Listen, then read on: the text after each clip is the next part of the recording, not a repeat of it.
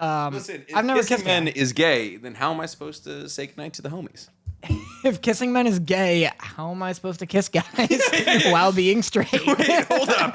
You're telling me these boys can't be kissed without the gay. I'm confused. I like that you're turning into Trump for some reason. This has been the worst business deal of all. I say I give you kisses. They now say you're gay. I go around, I kiss boys, bing bong, they're gay. I take out my magic wand, I say bing bong, and now you're gay. No one's ever done it better than me. I'm the best gay. I was there. There. Stonewall 73. That was me. I like the idea of you being like, all right, I'm going to clap, and then a noise that like isn't a clap happens. Fucking Taco Bell dong. All right. All right, I'm going to clap. My leg. All right. Only one out. Frog juice. All right. You take the frogs, right? You make them gay. Then you put them in a bottle. Alex Jones approved. Gets you horsed. Gets you straight horsed. Get your tactical baths. Just saying. Now you're crazy bulletproof. Fuck. All right. Stop. So, Danny. These do things now, right? No. This one. That one bleep swears. Oh, nice. Fuck you. Saw how much brain power that took. That took a lot. All right. It's a great bit. It's a bit that never gets old. All right. So, Danny. What? Don't yell at me. Today was a hectic day for the both of us. Yeah. Danny and me filmed our first ever anime IRL video today, which is a new project that we are co-creating with the help of the likes of Steven, he, and Ian Boggs. And we had our first ever video today, which was an anime version of What's in the Box, which is going to be out in like 4 to 5-ish weeks. We're trying to bankroll like 5 videos before we put anything out. It's going to be massive. Danny, on the other hand, to give you guys a little look behind the curtain of what this video is going to look like, it's kind of, let's say hypothetically, you're holding this eye mask, and it's in a box, and you have to feel this eye mask and be like, oh, that's an eye mask. And then you're like, oh, what anime has an eye mask? Or what anime has eyeballs or something? And you could be like, oh, it's got eyeballs, eye mask, Naruto or something, because you're always losing your eyes. Danny was trying to get abstract with it, and because of this, a lot of the items that Danny decided to bring in were just goop, just goopy food, and Danny was like, oh, I don't want it to be too easy. I don't want people feeling like Dragon Balls and be like, oh, this is Dragon Ball, oh, Pokeball. Danny was like, no, I want ramen. Yeah. To symbolize Naruto. So you have to stick your hand in a lukewarm bowl of noodles, and then you can be like, oh, it's ramen. It's Naruto. Good thing I only had to touch it a little bit. And then Danny's like, hey, you want an extra point? You want it because if you grope the noodles, if you really get to the bottom of it and start noodling like you're looking for catfish, there's a hint in there. Yeah. So me and 3 people who are now filming the first video on a channel that doesn't exist are wrist deep in lukewarm ramen. Goop, in goops of my choosing. And goops of his choosing. And the last item is a hot dog with a vegan hot dog with a nail, a fake nail glued onto it. So we're just groping a wiener that for some reason at the tip of it is hard. Yeah. And so, so Anime IRL is not going to get off the ground. That's just the final prognosis. Listen, here's the dilemma I ran into, right? And obviously this will all make more sense when the video is out. Yes. People will have context for it. But I knew when you told me come up with 5 objects for us to grope blindly, I was like, gotta be goopy.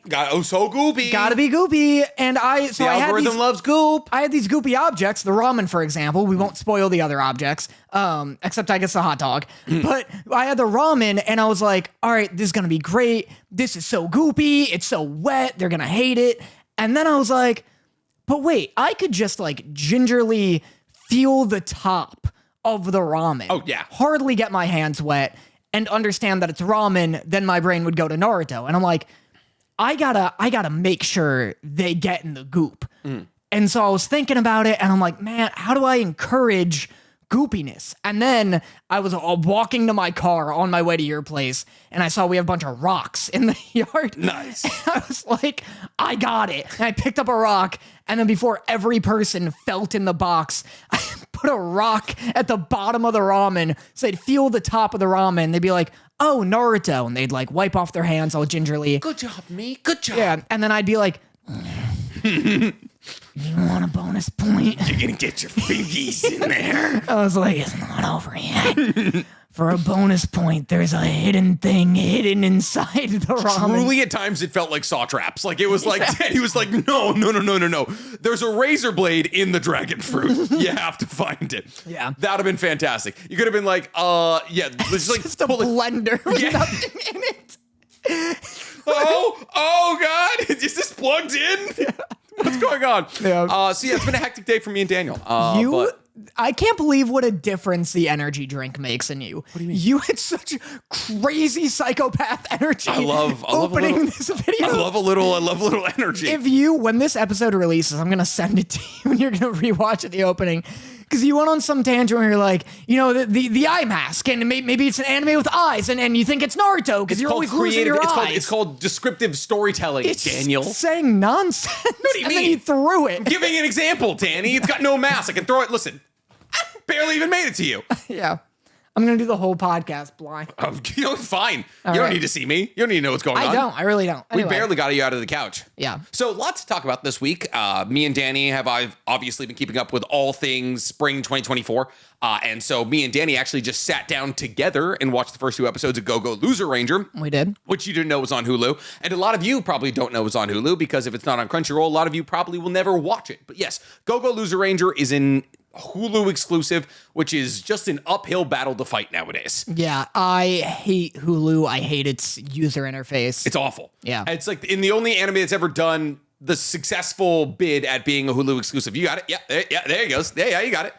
Is he going to spill all of Where's my mouth? Yeah, so the only anime that's ever done a good job of being Hulu exclusive was Daimakyo Tengoku or Heavenly Delusion. And I am curious to see if Go-Go Loser Ranger is killed by the fact that it's on Hulu. Do you want to talk about how you felt about this first 2 episodes, though? Sure. Yeah? Yeah. Give me I had already seen episode 1. Yeah. I had preconceived notions going in. Mm-hmm. What's your unfiltered opinion? Because we barely talked about it. This is the best spring anime. Oh. Without a doubt. Oh. 100%. At least if we're just judging first 2 episodes. Mm. And Kaiju number 8, which we'll get into later, like, Kaiju number 8 reminded me of Solo Leveling, where I'm like, episode 1's not enough. Like, this is not enough to grip people. This should have came out in a 2-episode premiere. Yeah. So Kaiju number 8, it's not fair to judge yet. Because he literally just becomes Kaiju number 8. Yeah, he like just becomes at the end of the episode. Yeah.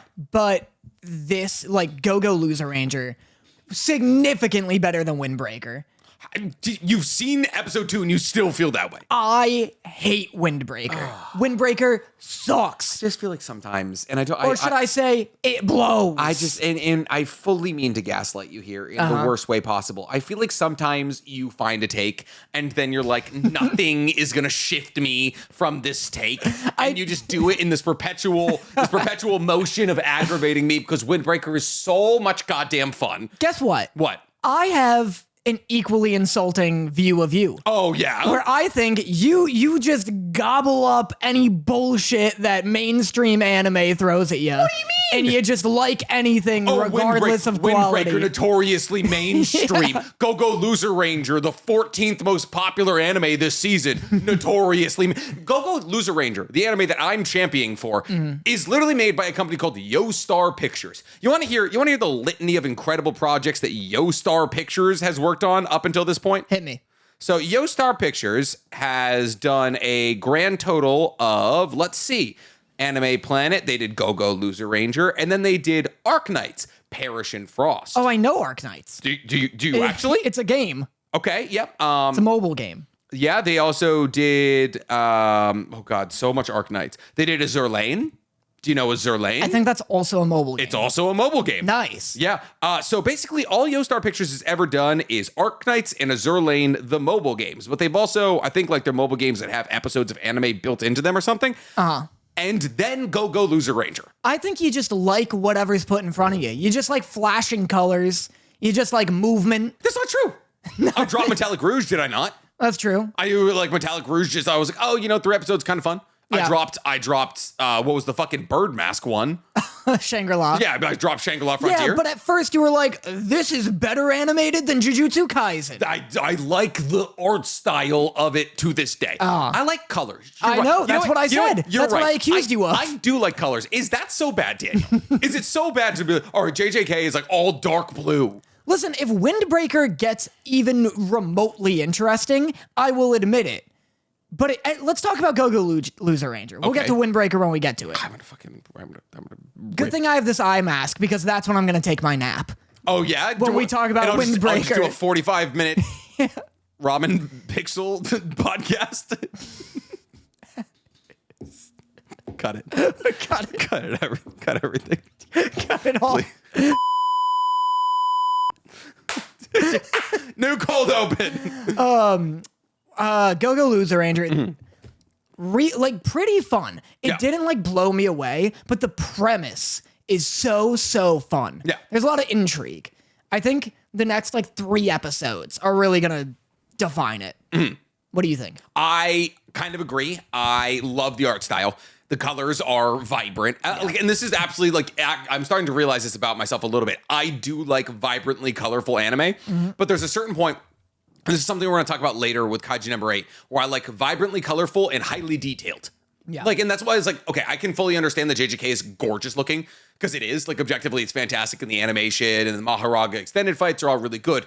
But like, that's not a style of animation I traditionally like. Yeah. Like, actually, the biggest thing to get, like the biggest hurdle I had to get over to enjoy Devilman Crybaby is how it fucking looks. Yeah. Like, I just don't like how Devilman Crybaby looks. Like, everyone's too long. Yeah, people are real long. Everyone's way too long, and then the colors are super muted, and I'm just like, it's even with Freyren. Like, Freyren is like a lot of like pastel-y colors, and it's like less vibrant. Like, I'm like a brain-rotted 13-year-old child. Like, I need like fucking flashy colors. Right. And this is super vibrantly like beautiful. There's big pop-out kanji anytime somebody's introduced. It reminds me a lot of Kill La Kill. Right. Like, it's like very Kill La Kill coded, to the point where I thought it was made by Trigger, who made Kill La Kill like originally. I was like, nope, made by Azur Lane people. I think the premise is fun. I think it's not like as like, maybe it's because we're only 2 episodes in, but like the Dragon Keepers don't seem as the boys. Yeah, I'm hoping they have a little like twinge of it. Like I told you while we were watching, I really want them to be like psychopaths. Yeah. Which would be cool. And there's a bit of it. Like they're definitely dicks. Oh yeah. But I'd love if they're like, yeah, like the most fun part about the boys is that they're all like unhinged and idiots and stuff like that. Yeah. And it'd be cool. I'm trying to think of like an anime example that has like Kakegurui kind of. Like I want that level of Just unhinged. like, just like fucking perversion. Yeah, like I'd love like the Green Ranger. Like we see him go home and just like blasts a line of coke. Yeah. And like, yeah, I It's think just like, it's like the Yellow Ranger's just there, like loading one bullet into a gun. Just be like, if I don't get this calculation, I get to play. Yeah, exactly. That would be pretty great. I like don't know what the rating of this is yet though. do you There mean? hasn't been any blood.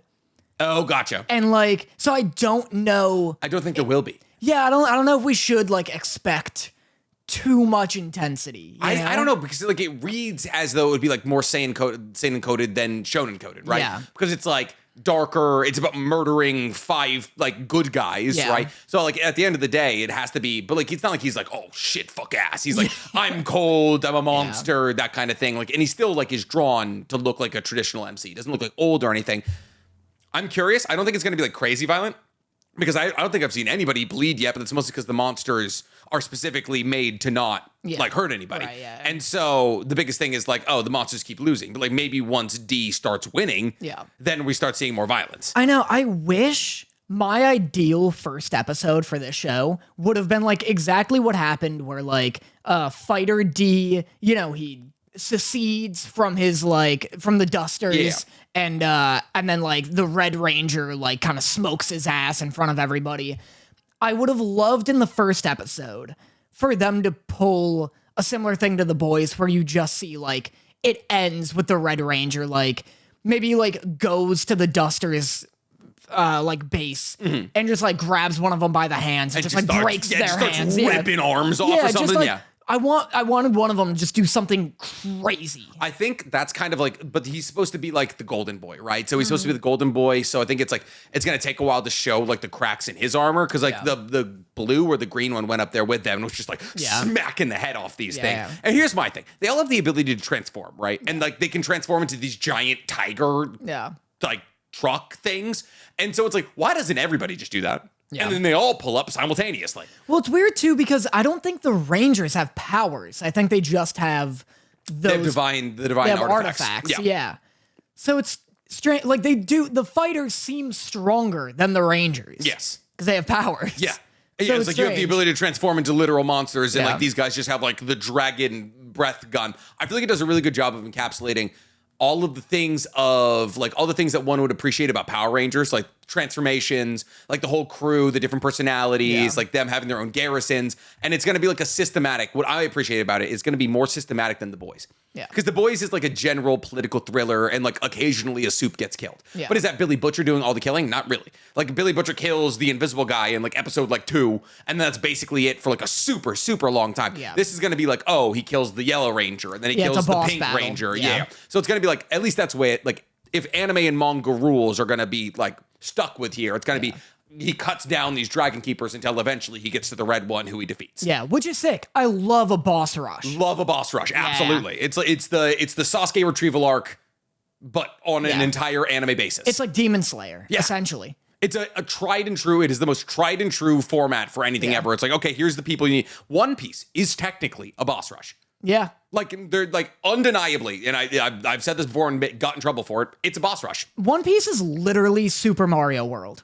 Where you just keep going through. He goes from island to island. He beats the boss of the island. Then he goes to the next one. Yeah. It's the warlords, and then it's the Yonko, and now it's the elders. That's all it is. Yeah, that's literally, and then who knows what happens after the elders. Yeah. I don't know. I love this premise. It's such an amazing premise. I really hope my hopes for it is that it like gets dark with the Rangers. Like I want the Rangers to be like a piece of shit. I think it is going to get dark, but only because of that blonde girl, Suzuruki or something. Something about her character, how they're deciding to draw her, how she's being voice acted. I'm like, oh, this character is going to introduce the darkness. Yeah, because she's like, oh, I'll teach you how to kill the dragon keepers. Yeah. That'll be sick. And yeah, I'm so excited about like just to see them systematically take them down. I think that'll be super cool. They also introduced like a Hisoka looking character. Wild. Who's kind of like psychotic looking, which I'm like, oh, okay, cool. He looks like this is what I want. Less than Hisoka, he looks like he belongs in Skate the Infinity. You gotta it's at least watch an episode. I know what the characters look like. That's like he looks like Hisoka. I guess Hisoka doesn't wear face makeup. What are you talking about? He wears. He's got stickers. You got stickers. That's it. Yeah. He doesn't have like a big old white face. He's got like purple skin, doesn't he? Hisoka has no, just regular skin. Yeah, and what color is regular skin to you, Nick? Japanese. Oh no, he is pale. Yeah, you're right. No, you're right. He Mr. Hunter. Yeah, but just it's look not, at your arms. Yeah, but that's not. I don't have him on my arms. But that's not like that's the pigment of his skin. Like that doesn't wash off. Gotcha. You know, like that's like because like there's like a bath scene where he's in water and he doesn't have to like reapply his clown makeup. Yeah, to his whole body. God, fucking stumbled into a flesh-colored Crayola mix-up here. Again. Peach and darker and also lighter maybe. But yeah, no, I think it's really cool. I think the Dusters are the generals. That was something I said to you, and clearly you did not understand, I don't understand at all. it. Yeah, it's the people the Harlem Globetrotters play every single week. Okay. They're called the generals, and they're like pretty good basketball players because they have to be able to hit shots and shit to like keep it entertaining. But like you have to like they literally their entire job is to run around and be like, oh, I had never seen a man dribble like this before. And then they get beat. Yeah, it's incredible. So they are the generals, but really good. Like I'm gonna keep up with it. Yeah, I dug it. It's my most excited for anime. Oh, we're gonna watch it together. You don't have Hulu. Do you have Hulu? I have Hulu. I don't know. You're always like, oh, I hate Hulu. I hate Hulu. I have it. Then That's why how do you I pay hate for it. Because to watch this shit. I guess. They do have some pretty good. I would say it would like power rank streaming services based on the anime they provide. Crunchyroll 1. No chance. For what? Our job specifically? What do you mean? Like I'm saying I guess. Like what's the go through? Be like, hey, number 1 streaming service for anime. Number 2, number 3. Oh, for anime. Yeah. Crunchyroll, obviously. 1. Yeah. One's Crunchyroll. 2 Netflix? Netflix, yeah. Yeah, probably. But Netflix anime isn't anime. good. So also it's not. Yeah, like Castlevania is not a real anime. What's okay? Good animated Netflix projects are not anime, and anime from Netflix is bad. Beastars? Fantastic. Is that on Netflix? Yeah. Netflix Oridge. Fantastic. Oridge? Original. Get with it, fogey. Oh, just call me a fogey? Yeah. I don't think we can say that word anymore. No? What is it? Does it not mean what I think it means? It meant like, what does it mean? Ugh. Fucking oldie, right? Ugh, fogey? It's fogey. Pretty sure that's what the French call cigarettes, but that's okay. Is it? Yikes. No chance. Yikes, Danny. No chance. I just listen. I'm allowed to cancel myself. Hold on. I'm gaslighting you. Fogey means fucking oldie. Full of. I typed in foggy. Nice. Full of fog. Full of or accompanied by fog. Nice. That's it's me. like, got him, bitch. Let me see. Person, typically an old one. Yeah, I know. I was kidding. I was doing Not that. canceled. I was doing that. You can't say pilgrim word anymore. You've never seen that clip before? No. Somebody was a stream. Somebody was like, "Oh, pilgrims," and it's like, you can't say that anymore. And it was like, I was trying to trick you into believing you were canceled. It's all right. We'll just I was half. we'll just fucking beep it out. I was half. Look, I wasn't like actually panicked, but I was like, "There's no way that's true." Well, because then you're like, "That doesn't mean what you think it does," and I was like, I guess no one's ever told me what it means. Like, I guess I have. No one's ever sat down and had an extended conversation about slang with me. Yeah, I guess I shouldn't just be repeating things I learned in college humor videos 18 years ago. Yeah, back when everything was cool. Yeah. But yeah, no, so I'm definitely gonna keep up with it. Yeah. My Hero came out. No. My Hero Academia came out. So apparently, yeah. So Danny came into the house today and he was like, dude, My Hero Academia season 7 is out. There's 2 episodes. I was like, what are you talking? I was like, no, it's come out till mid-May. And he's like, no. On Crunchyroll, there's 2 episodes. And Crunchyroll, which is ridiculous that it's our #1 streaming service because it does this kind of shit all the fucking time, where they're like, oh, yeah, season 7, 2 episodes. And it was just like a recap episode about Deku and a recap episode about All Might. Yeah. It was real weird. And it was listed as, in what's annoying about in Crunchyroll, and they still do this to this day, is that not only do they they're not like, oh, season 1, season 2, season 3. It's like season 1, English, French, Spanish, Dutch, German, and it's like, oh my God, I'm gonna kill myself. And then it's like, anytime a new OVA or a movie drops, it's like season 62, episode 1. Yeah. And I'm like, what? How has that UI not been fixed yet? But apparently they dropped 2 recap episodes and they're like, yeah, this is season 7. They're weird.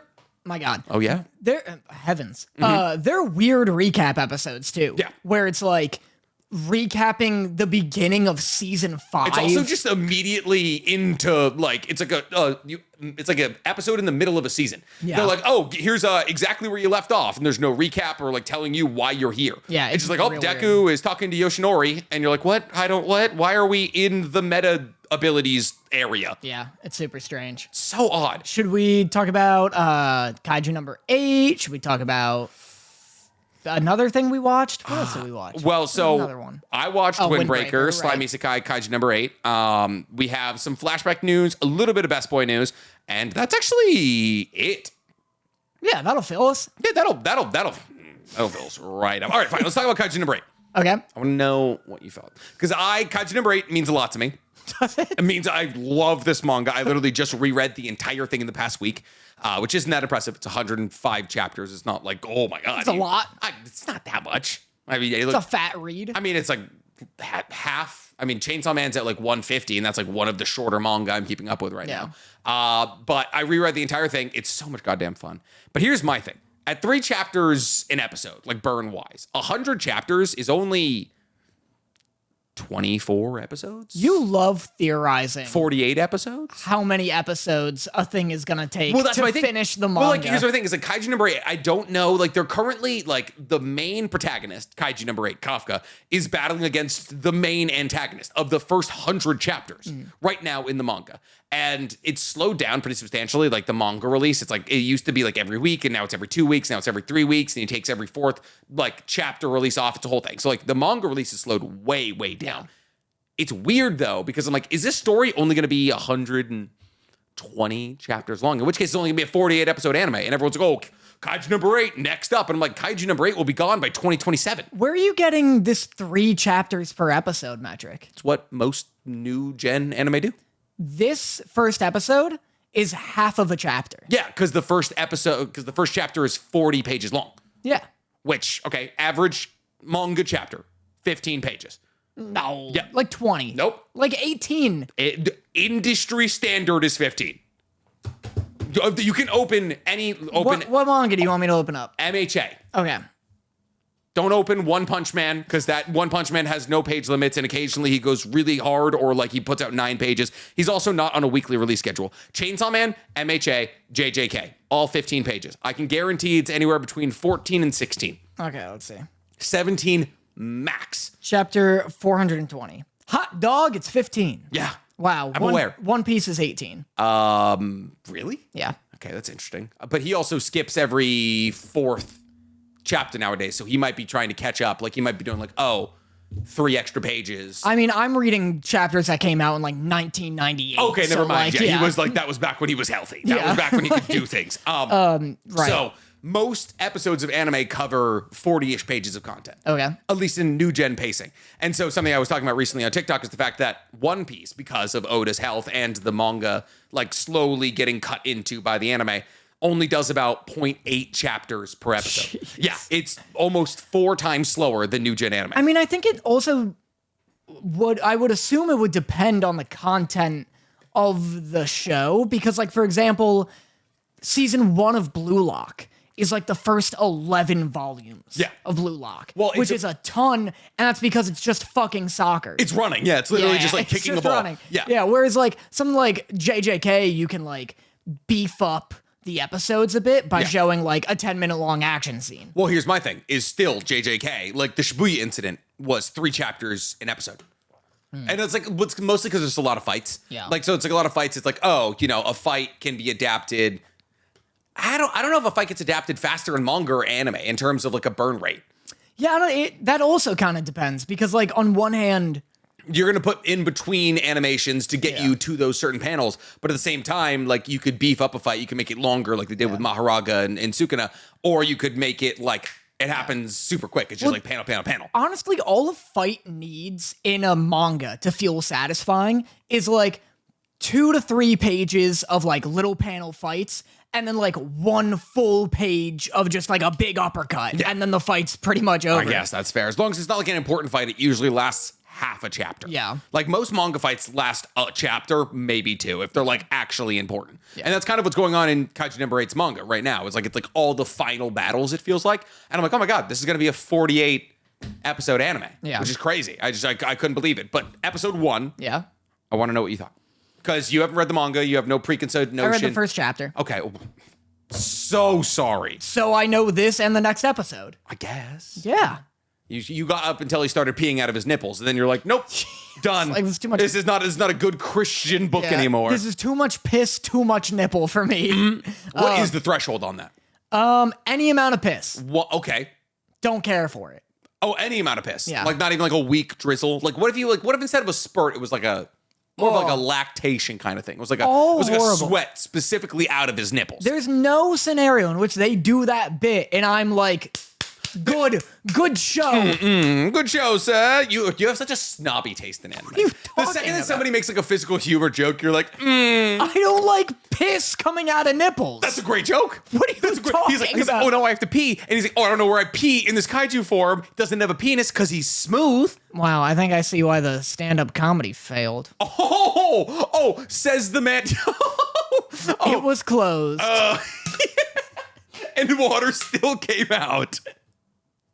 I pissed. Yeah, he did. See, is it too close to home? Is that what it is? When It's competition. When you see it's a piss bit, and you're like, how fucking dare they? Yeah, they don't know the nuance of a good piss bit. Look, there's a dick on my shirt.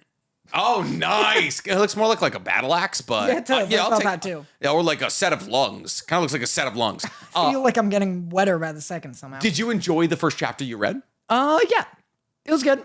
It gets significantly better after this episode, which is that's why like the episode ended and I was like, oh God, I like can't even form an opinion on this. Because the same thing was Solo Leveling. I watched the first episode and I was like, That hardly happened. Kind of just the dude walking until a problem gets real bad. Yeah, it felt like I almost didn't even watch an episode. Yeah. Like I have like 2 notes. And the first note is... Oh, I think you said tune notes. And I was like, oh, I'm sorry. Did the musical score not sit well with you? Well, actually... The musical score was very odd. Really? Yeah, I mean, I didn't say, like, I'm not, like, saying it was bad. I just said interesting score. I wrote music next level rips. I thought It's kind of like freeform destruction jazz. It's like pretty fucking incredible. Like whenever there's like a big moment, it kind of sounds like they're just like throwing a piano down the stairs. Like it's like I'm not like opposed to it. Like it's a good way to like build stress. Like non-structured music is inherently stressful. It felt like I don't know a lot about music, but like I don't know. It felt like the impressiveness of like an orchestral piece to me. Like it felt like there was a lot going on in the music. Like I was listening to like a Final Fantasy or Madoka Magica theme. Yeah. And I was like, when the action sequence is happening, like when the soldiers are running down the skyscraper and like sliding in, it was just like tearing up. And I was like, this is incredible. It's just so... I think the first time that I ever genuinely, at least like as an adult, appreciated the score was last season with JJK, or 2 seasons ago with JJK season 2.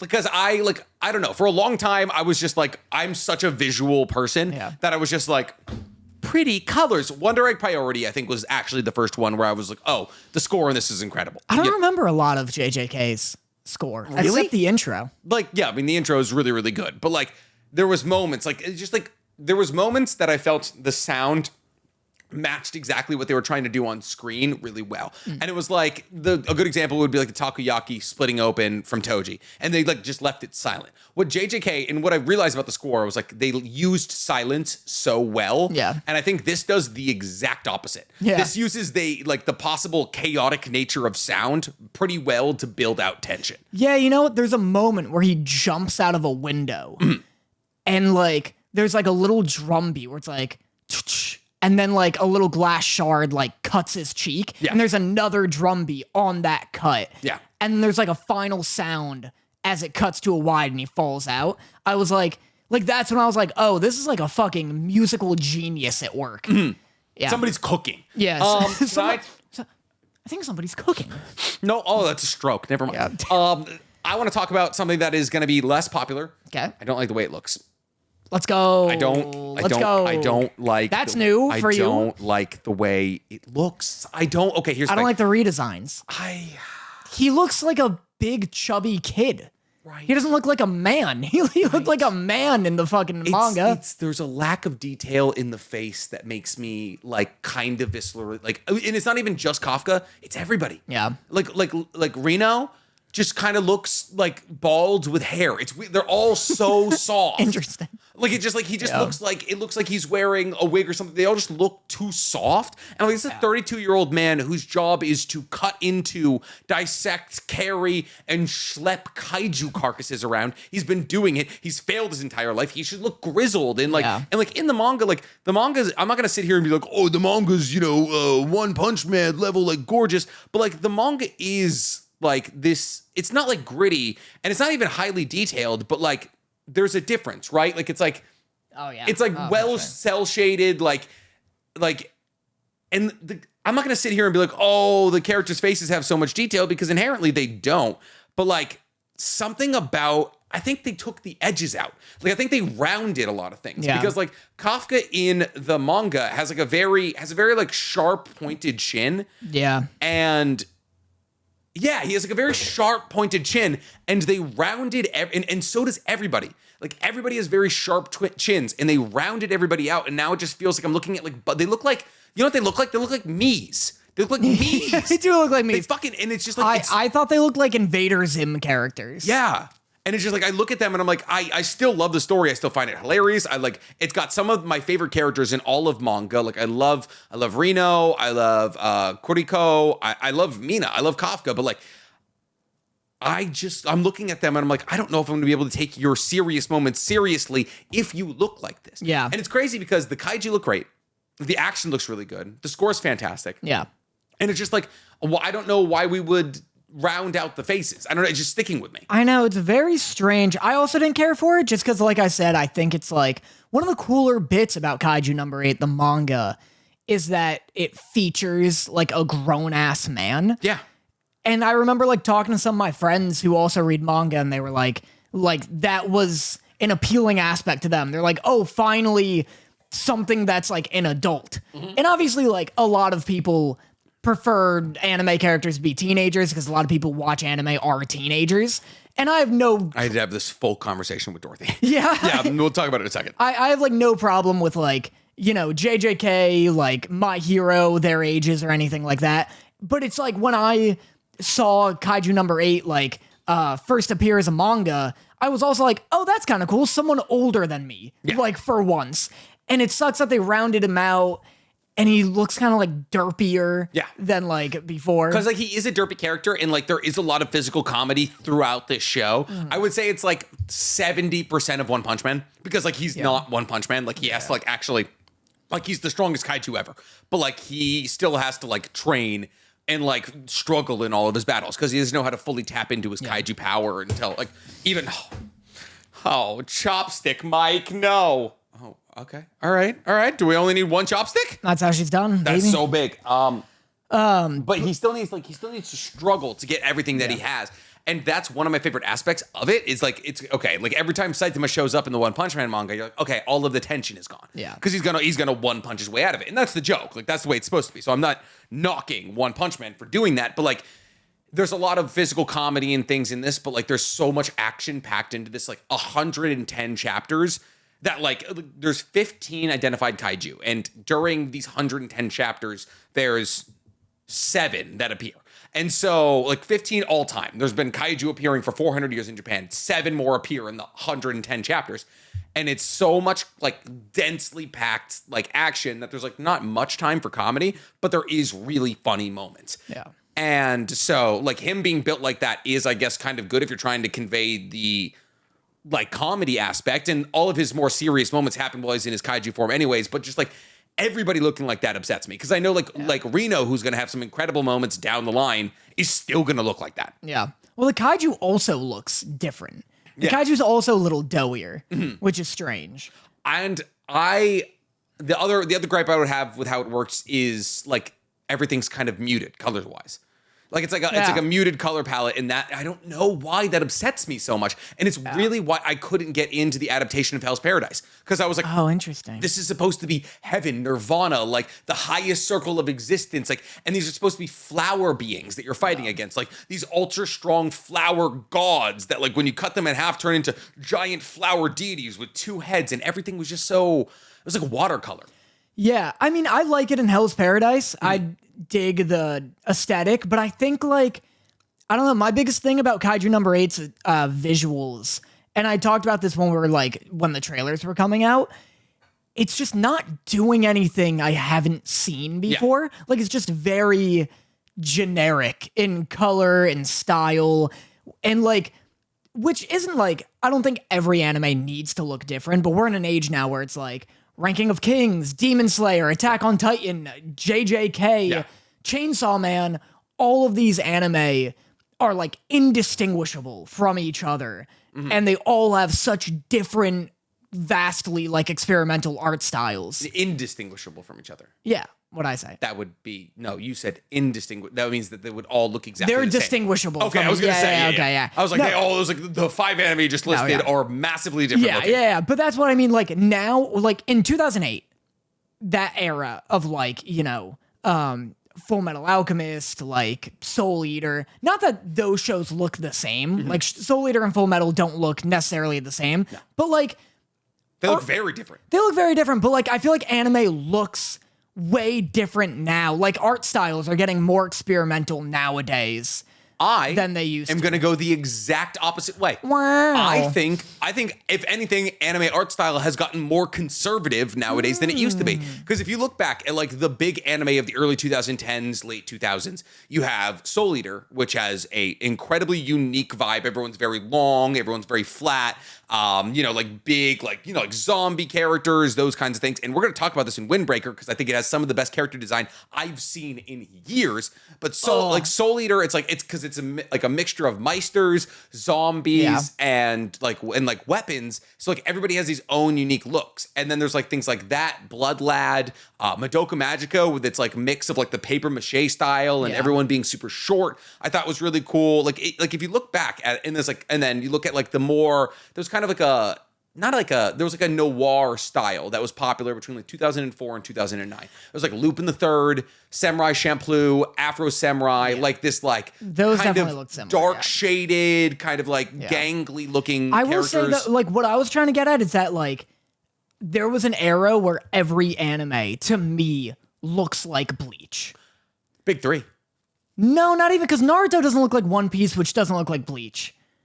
But like Bleach looks a bit like Naruto. I could give you, but like Bleach looks like Yu Yu Hakusho, which looks like if Bungo Stray Dogs didn't have the thick outlines, it just looked like Bleach. Like any anime that took place in just like a modern day Tokyo looked like Bleach. I would that's say. fair. And that's why I think this most recent season of JJK has done such a good job of distinguishing itself from the pack by like playing with other animation styles and mixing them in, having separate directors come in for different episodes, and like keeping the look of the show dynamic. Yeah. I don't know. I think maybe on the biggest sense, because like Gintama also falls into that categorization, where it's like Gintama, while it was like highly detailed at points, it like also at times just did kind of look like Bleach. Yeah. And so it was like the willingness to push. I think where really that diversity comes from is the willingness to push in character design.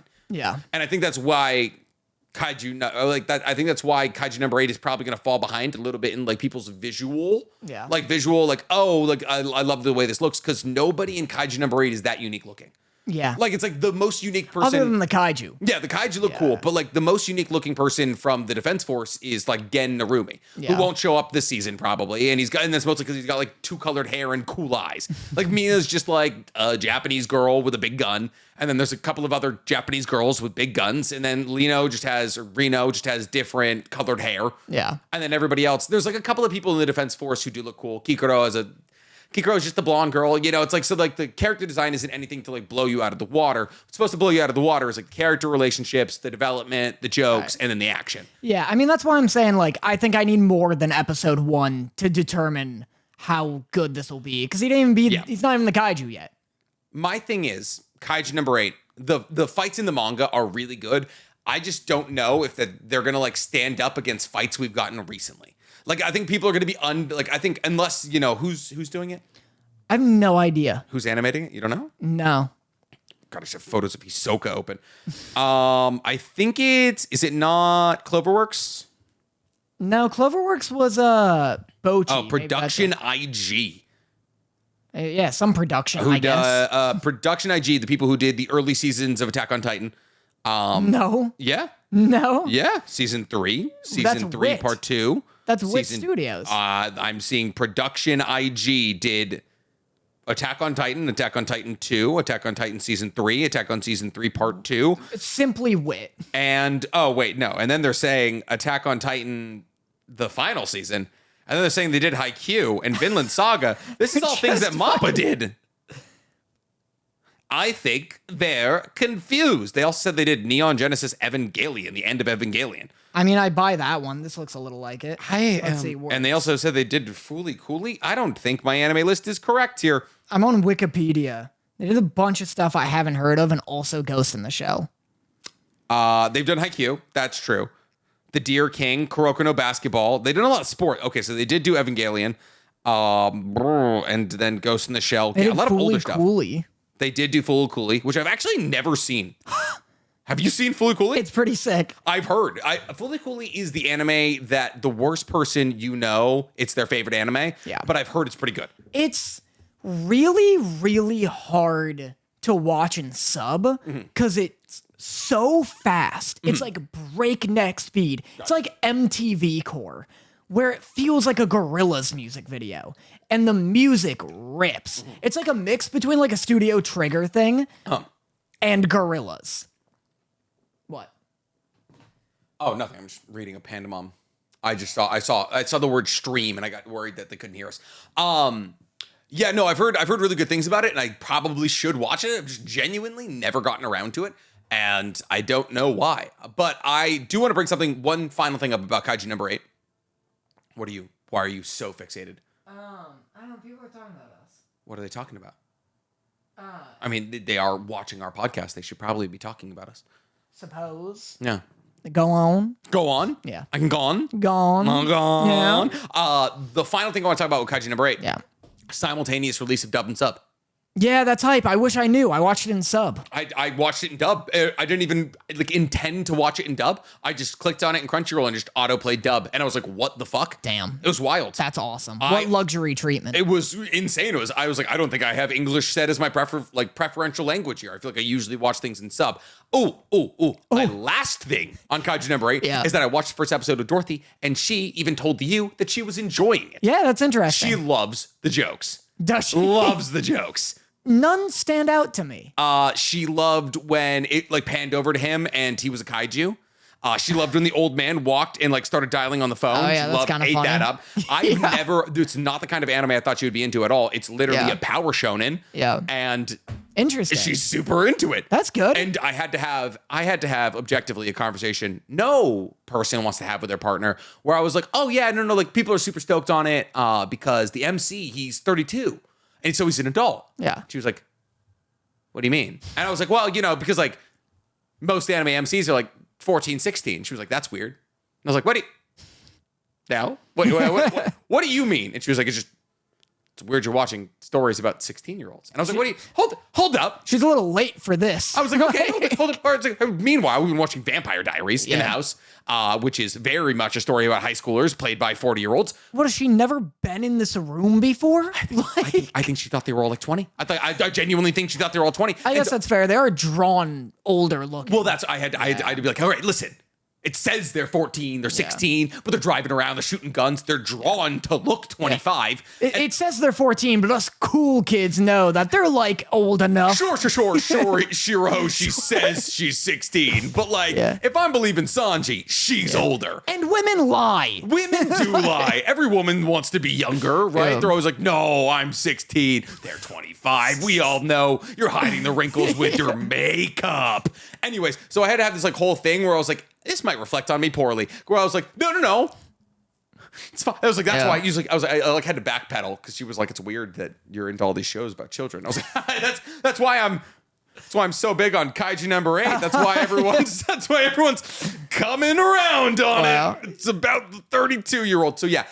She's so late on that. I was eye-opening. I had to explain to her. I was funny. I was like, the average American consumer our age is going to be like, why can't they be in college? And it's because the majority of people reading manga are 14-year-old Japanese boys. It's so funny because manga and anime, for the most part, are so adult. Yes. Even My Hero. Yeah. Is so violent. Especially nowadays in the manga. Yeah, even nowadays in the anime. It's wicked violent. It's wicked dark. It's led to the demise of MHA, but yeah.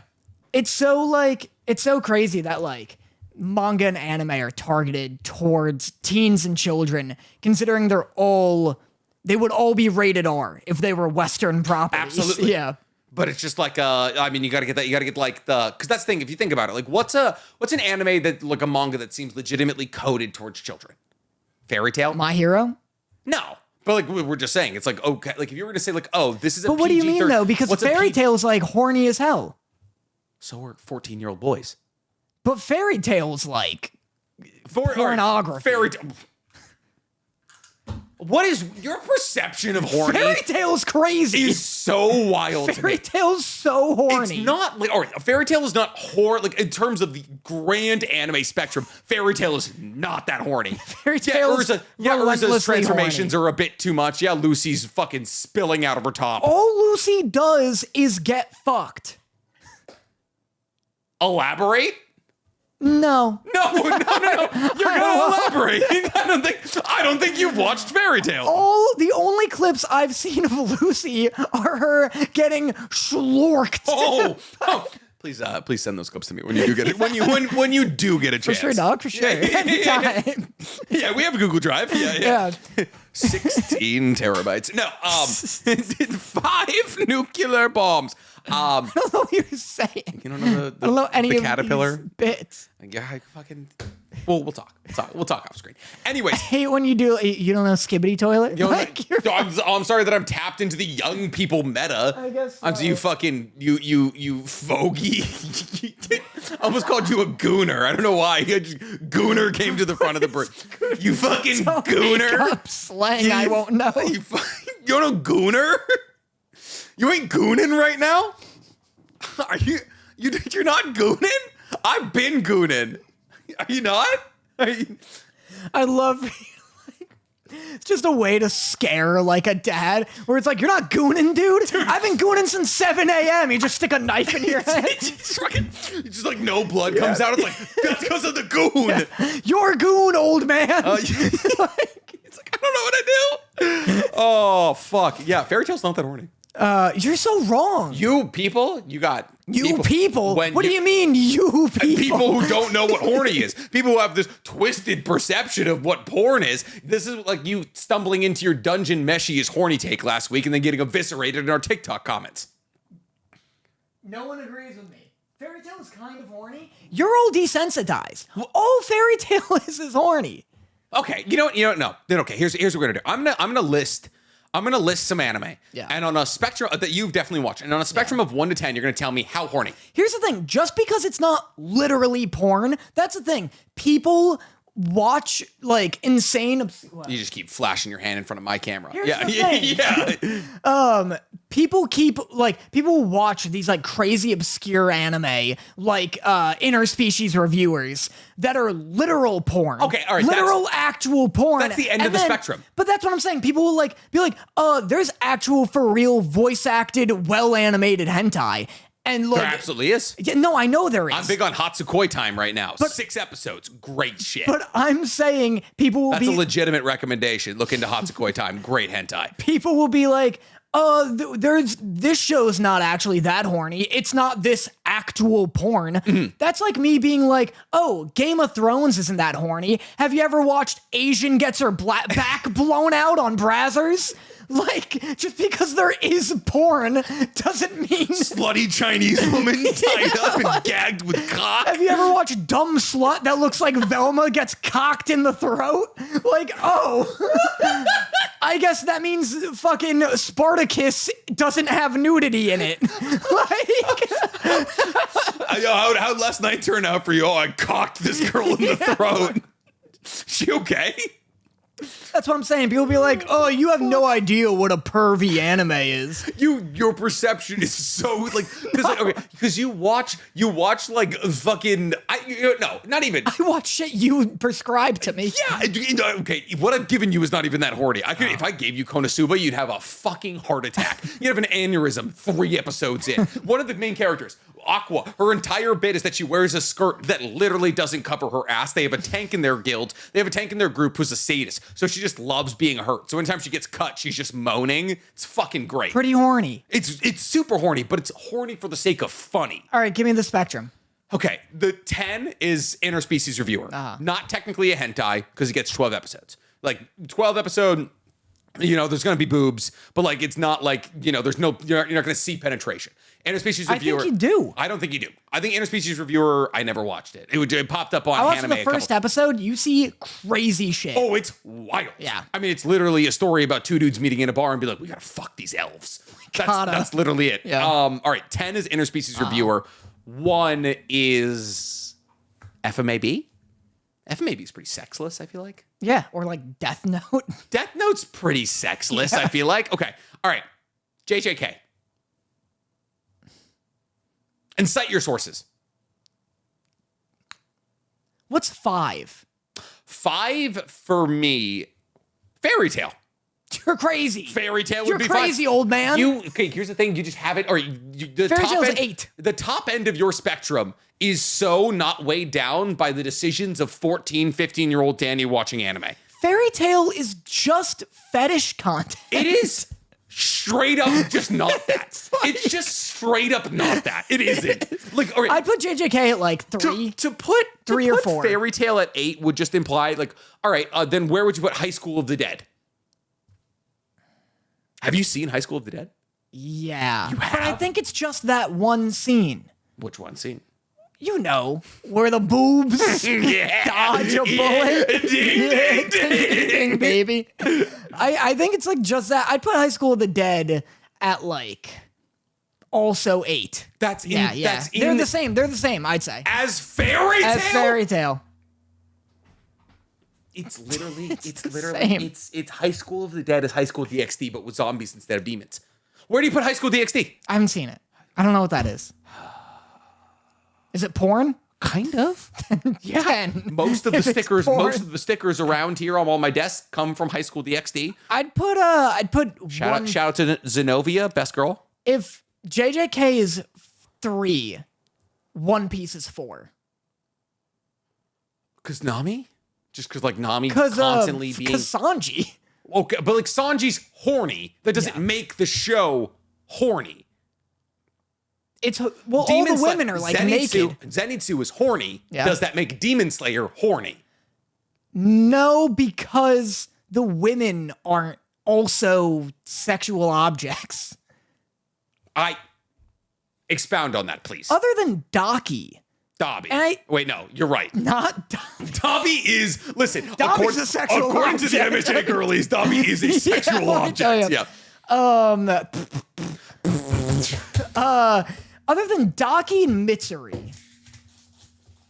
Oh, he's loading up. Holy shit. Well, he did it. Oh, that burns. Yeah, Oh, that burns. G Fuel Sage mode. Oh, God, Naruto's in me. Other than Mitsuri's pretty horny. Like, or Mitsuri, like, is the show's horny at Mitsuri.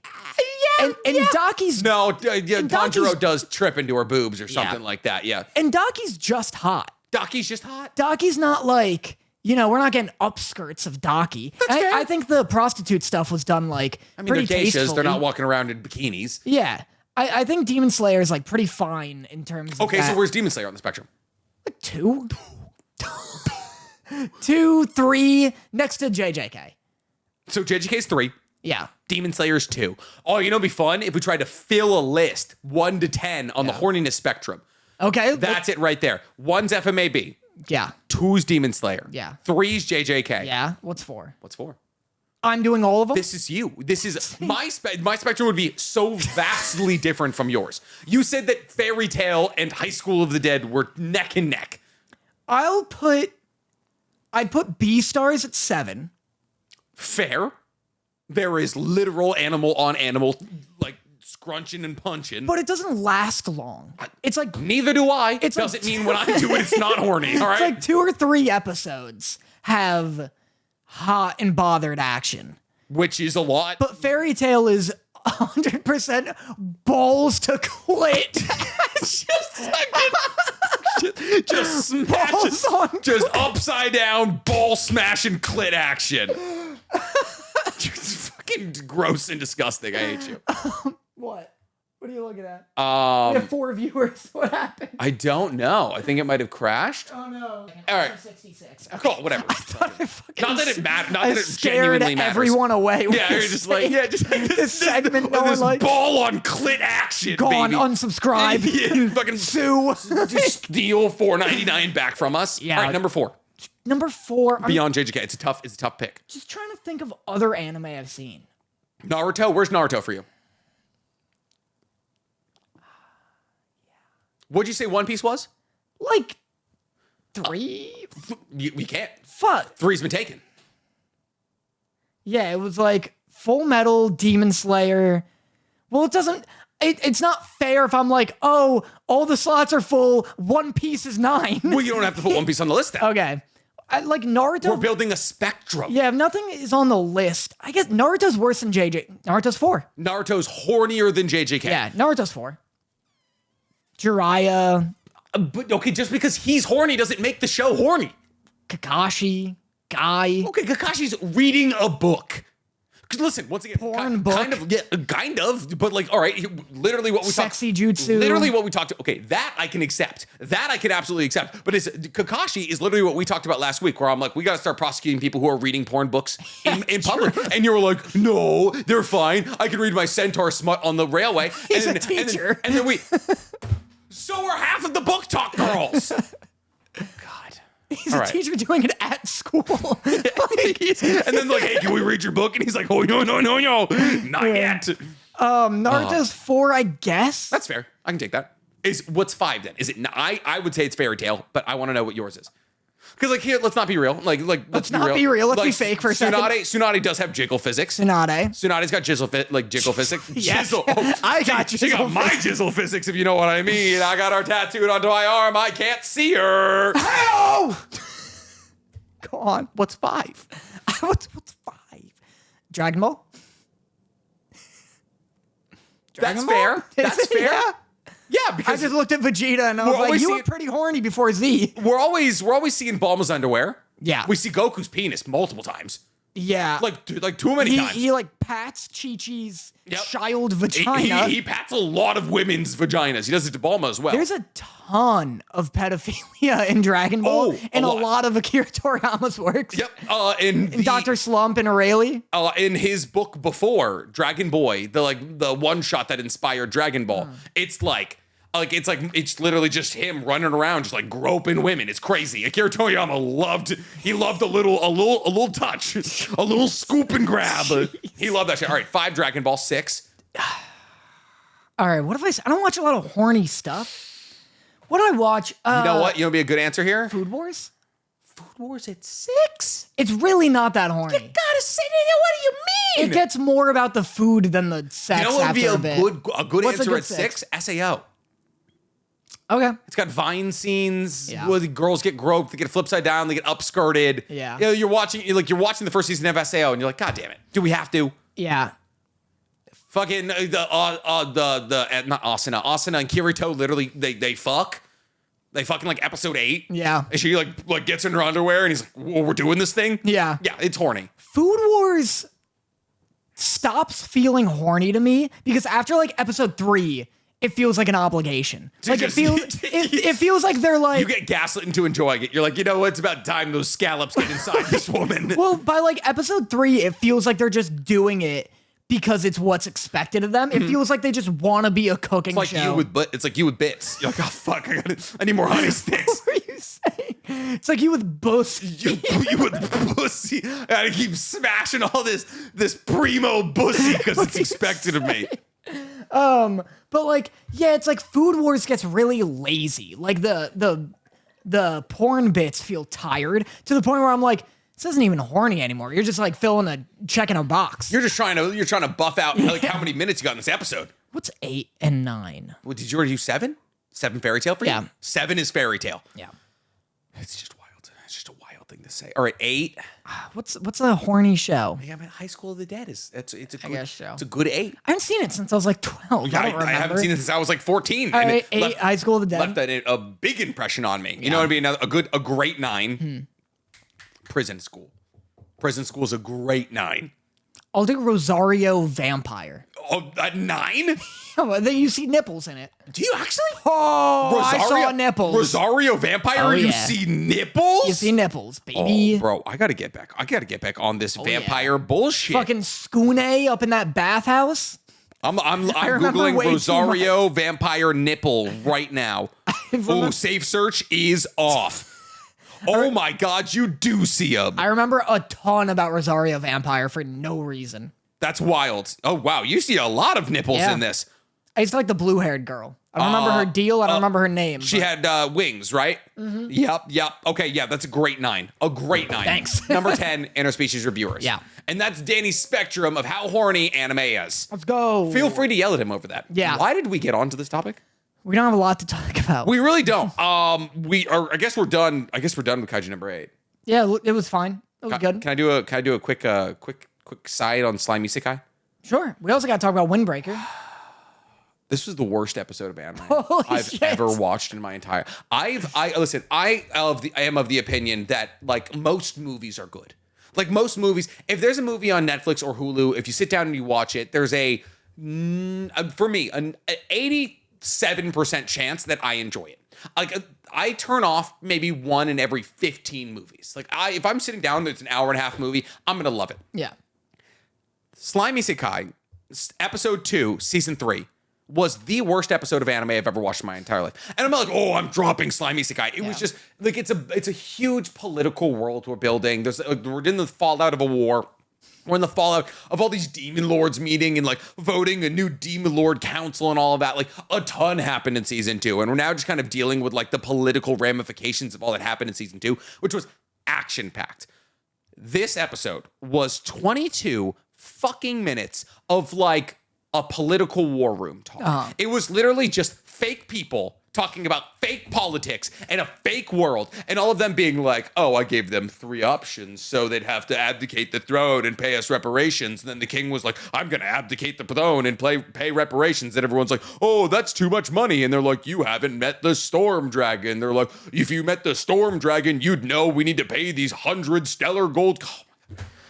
Yeah, I literally, like, I was watching it because I loved the story, and I was just like 12 minutes in, I was just like eyes glazed over. I felt like a fucking iPad kid who was getting forced to like pay attention in chemistry class. Yeah. It was awful. Interesting. It's terrible. I can't believe you're hitting me with the like, it's fake people talking about a fake blah, blah, blah.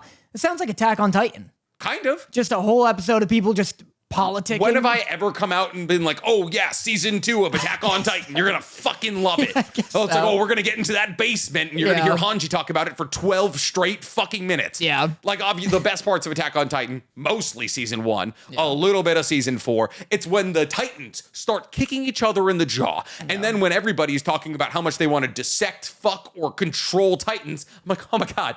Shut up. Shut the fuck up. I want to see Titans punch each other. I feel you. Yeah. That's tough.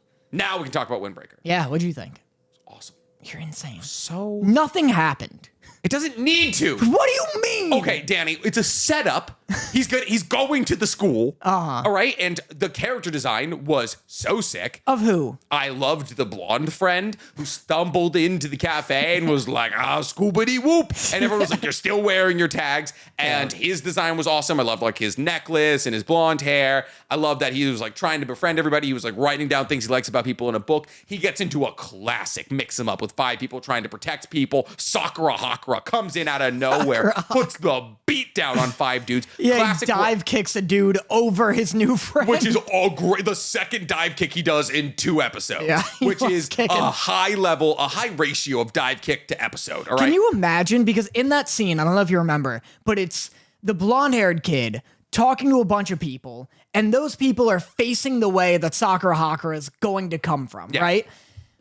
But like the way it's edited, it looks like Sakura like comes out of nowhere, just Flash appears. steps. Yeah, just flash steps out of nowhere. Can you imagine just like roughing up a kid in an alley and you see someone approaching your way and you're like, he's gonna walk behind us, like, or he's gonna go around us. Let's keep messing around.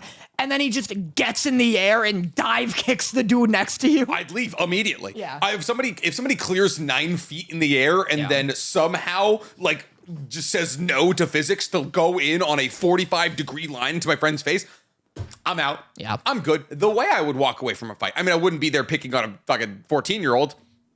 You know, unless they said some dumb shit, but like, no fucking, listen, you think I won't smoke a 14-year-old if they say some dumb shit?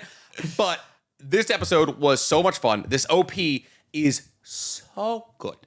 So good. Like, all right, you openly very much loved the Go-Go Loser Ranger intro and outro. Yeah, it's slapped. They're both very good. Yeah. This made me look up the entire band that did it, and I've only been listening to him for like 3 days straight. Wow. Yeah, Notori, he's awesome. I don't even remember it. It's I don't even remember what it I'll sounds show you like. after. It's Yeah. everything is copywritten everywhere.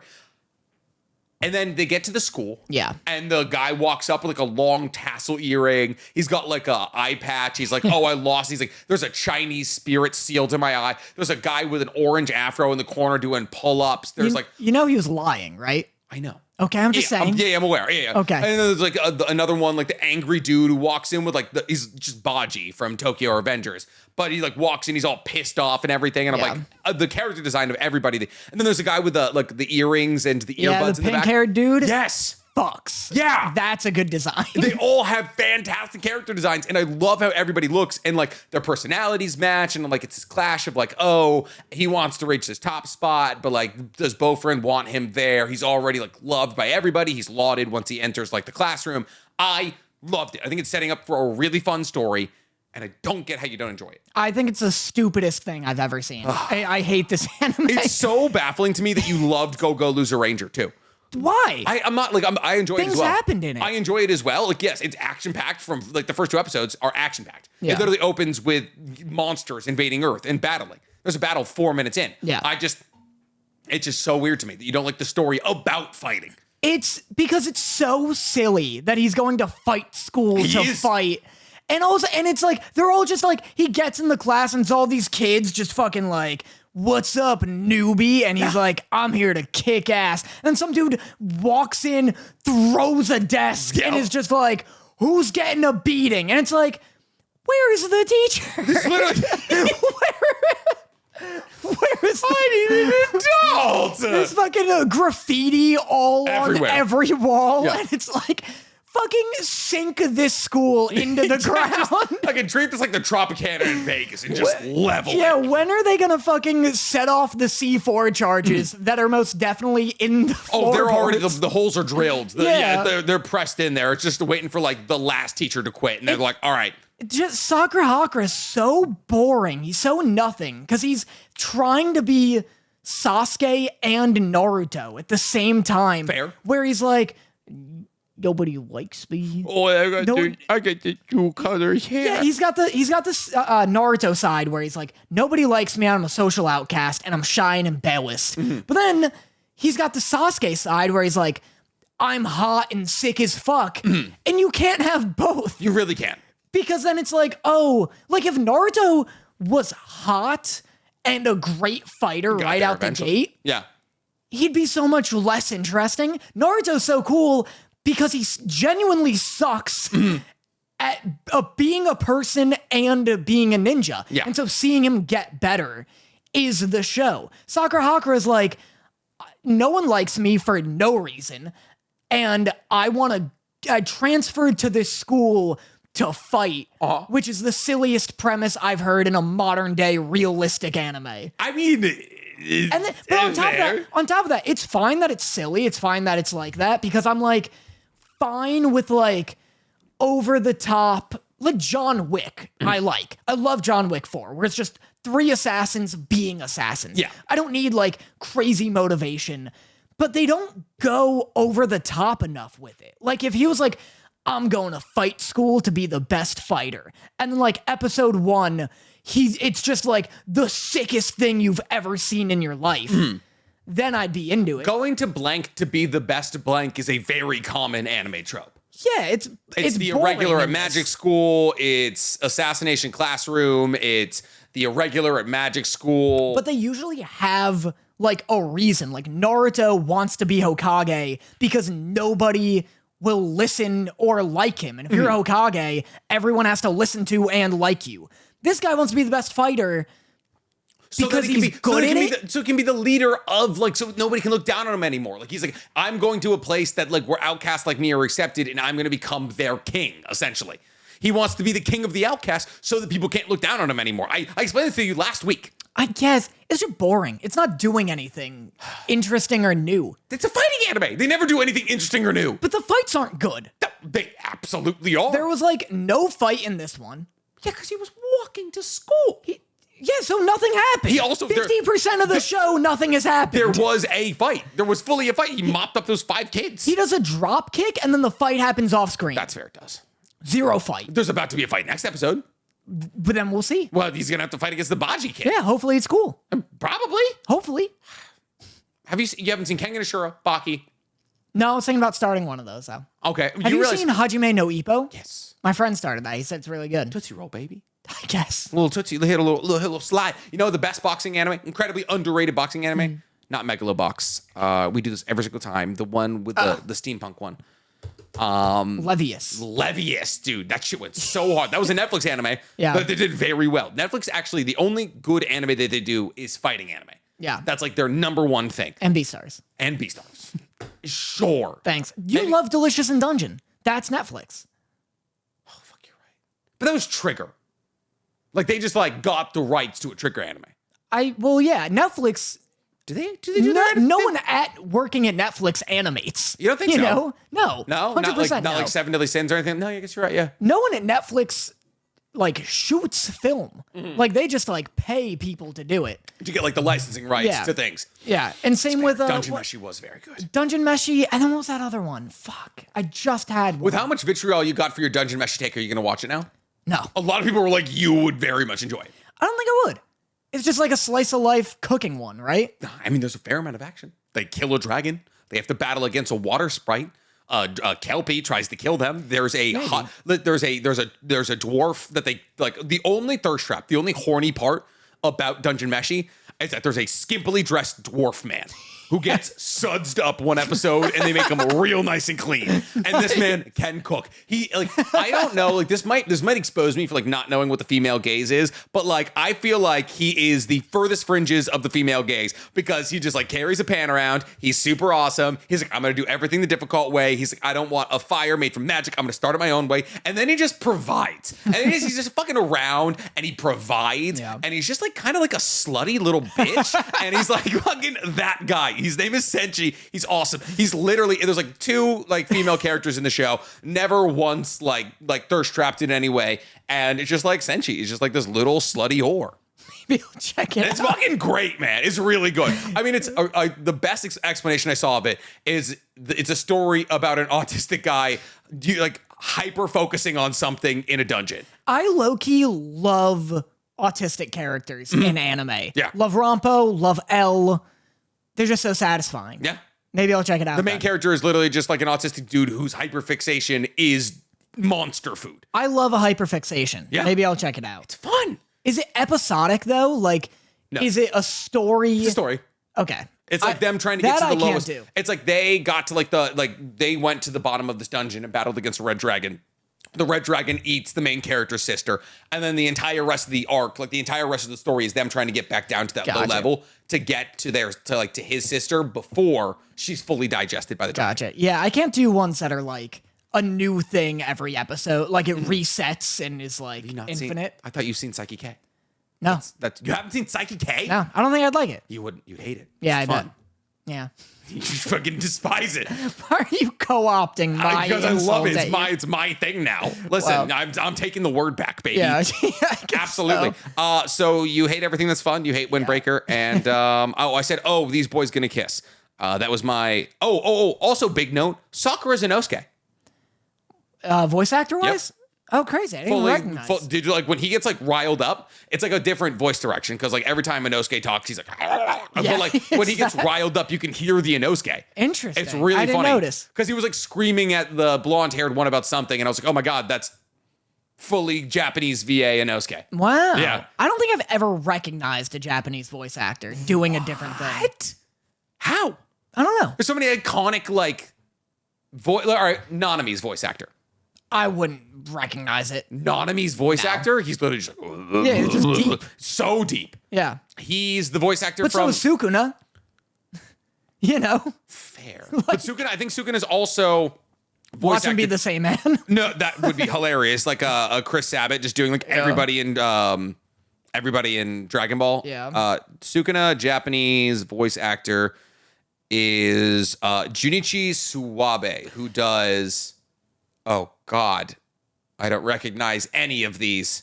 I do love Sakura Hakura. That'd be like him being named Sukuna Bukuna. That guy looks Hiroshi. He looks like he's from. Oh, he does Grimjow. From Bleach. Can I just say Grimjow? Grimjow is the single coolest name in all of anime. He's Greed. Cool. I didn't watch. I don't watch a lot of anime in sub actually. Do you really not? Oh, I guess because you're I reacting react to to it. things. Yeah, he does a lot. He did like a lot of stuff way back in the Well, day. Sukuna's Greed. That kind of goes makes sense. hard. That goes real hard. He's Archer, but like in the original Fate Stay Night. Well, Greed in the English dub is so like, what's up, pussy? Yeah, he's like You kind of know? scraggly. Yeah. Yeah. The English voice actor for, I don't love the English voice actor for Sukuna, but I think he's getting better at his role. You know that iconic Greed line where he's like, What's up? Pussy? he's like, what's up, pussy? I'm your Chinese friend now. Yeah, and everyone's like, what the fuck? He's like, let me in your body. I'm going to make you hard. And it's like, what do you mean? What? Leave me alone. Yeah, he's like, Ling, close your eyes so people know when it's you. Yeah. I'll open them when it's me. That's canon. Link canonically closes his eyes. Yeah, you just like, finally, I've been cured of my Brock syndrome. All right, you want to do flashbacks here? Yeah. My flashback is us. Oh, wait, no. Oh, I have real news. Wait, I have good real news. Wait. No. Wait, hold up. Are you thinking of Best Boy? I'm thinking of Best Boy. Stop making it me or us. You've done that like 3 weeks in a row. There's a reason for it this time. All right. Daniel. Gone. My best boy for this week is No, us. what's your news? We're doing news first. Us. My news for this week, my flashback is Dave Bautista. Dave Bautista. Yeah, Bautista has been selected as a voice actor for one of the villains in the Avatar new movie coming up. Yeah. Which is wild. A decision, Kind of. I guess for it kind of sure. makes sense. What if it's gonna be what if it's gonna be like the third explosion guy? Because I could see Dave Bautista playing like the third explosion bender. It's like everything's animated, but he's walking around in live action. Yeah, with like literally, like he would be so good for that role. It's like, so true. it's like the SpongeBob, where it's like just like a gorilla walking around, Yeah. just him with it, like the worst eyeball you've ever seen painted on his forehead. I'd love a character in Avatar. This is a genuine pitch right now, actually. Let me know how you would think about this. Okay. I'd love a character in Avatar who's so ripped and so intimidating and so genuinely good at fighting hand to hand that like it takes like he's the main villain of like the whole season or arc or whatever, and he's just crushing it. He's a great hand-to-hand fighter, and he's so good at hand-to-hand that it isn't until the end of the season that he whips out some bending. Yeah. And they're like, "You're a bender?" And he's like, "I've never needed to do this." Yeah. Like, You are literally explaining the kind of a mon What? from Korra. Oh yeah, I was gonna say you're explaining Kenpachi Zaraki. Kenpachi Zaraki is literally like he's the bleach guy. He's like the captain of 13 or 11, and he literally just like never uses his Shikai, never uses his Bonkai. Literally wears an eye patch that eats his like not cursed energy, whatever it is, and I forget what it is, like whatever his it's called, reishi or something like that. And he's like, every time like he actually uses something, he's like, "You're the first person to ever actually make me have to use this," and that's fucking dope every time. Like this dude's been nerfing himself. That'd be like if mid fighting, what's the bone guy in Naruto? Kimimaru. That'd be like if mid fighting Kimimaru, like Kimimaru's about to stab Rock Lee in the neck, and And Rock like, Lee's fire just like comes out of his Rock Lee's just like fireball jutsu. Kara's like, what the fuck? He was like, I was just trying to prove a point. Yeah, that's it. Like, I've known how to do it. I just wanted to prove everyone wrong. He's just like Chidori. That would be.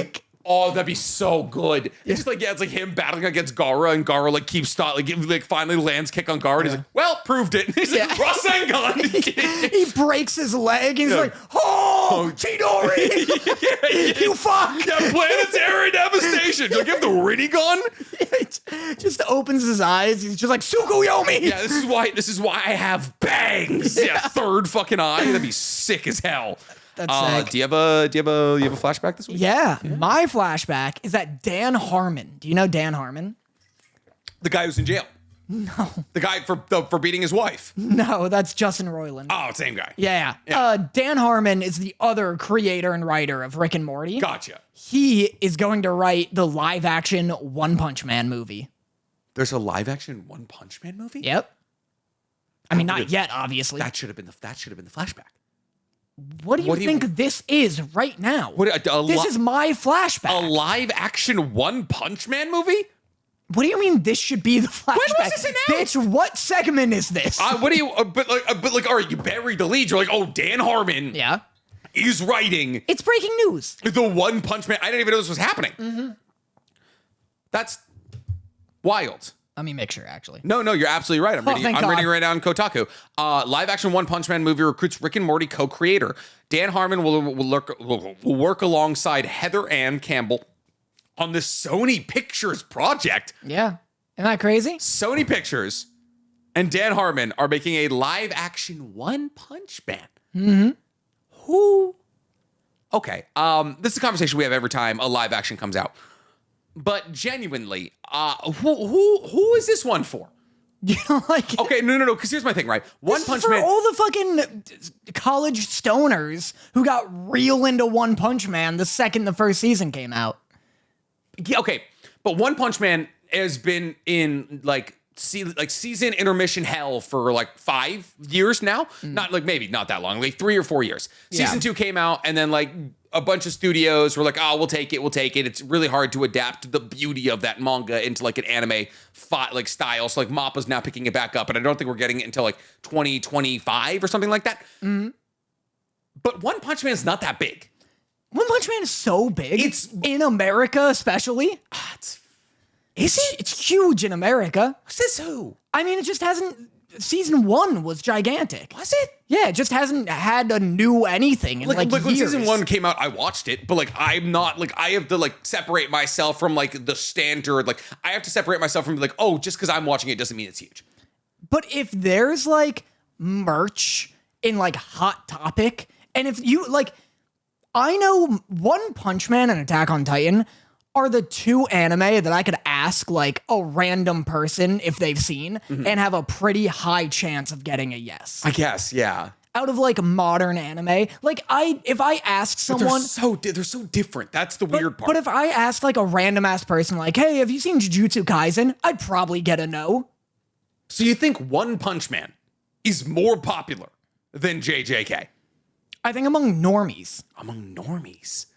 I think it probably is. The reason JJK is so big right now and One Punch Man isn't is because One Punch Man hasn't had a fucking recency bias. Yeah, thing since 2017. But here's my thing is, so whenever we see this kind of thing where a show takes a huge amount of time off and then they get another season, usually that leads to a massive fall off. Black Butler is currently dealing with it right now. Black Butler is like releasing their public school saga, and everyone's like, this makes no sense. And this show was kind of on the fringe of being likable and acceptable 10 years ago. Are you saying this just because Stella offhandedly was like episode 1 of Black Butler season 4? Like, what quote your sources? Well, yes, there was the conversation I had with Stella today, but also like, I'm saying like more, it was like Devil's a Part-Timer, Black Butler, like even Blue Exorcist, like a huge IP that came back after a long time, came back to a middling result. And like, what's to be adapted in One Punch Man, especially in season 3, is going to be incredible. It's going to be the ending of the, oh God, what's his name? The guy who trained under Bang and now is literally the main bad guy. I made so much One Punch Man content, now I do not remember it.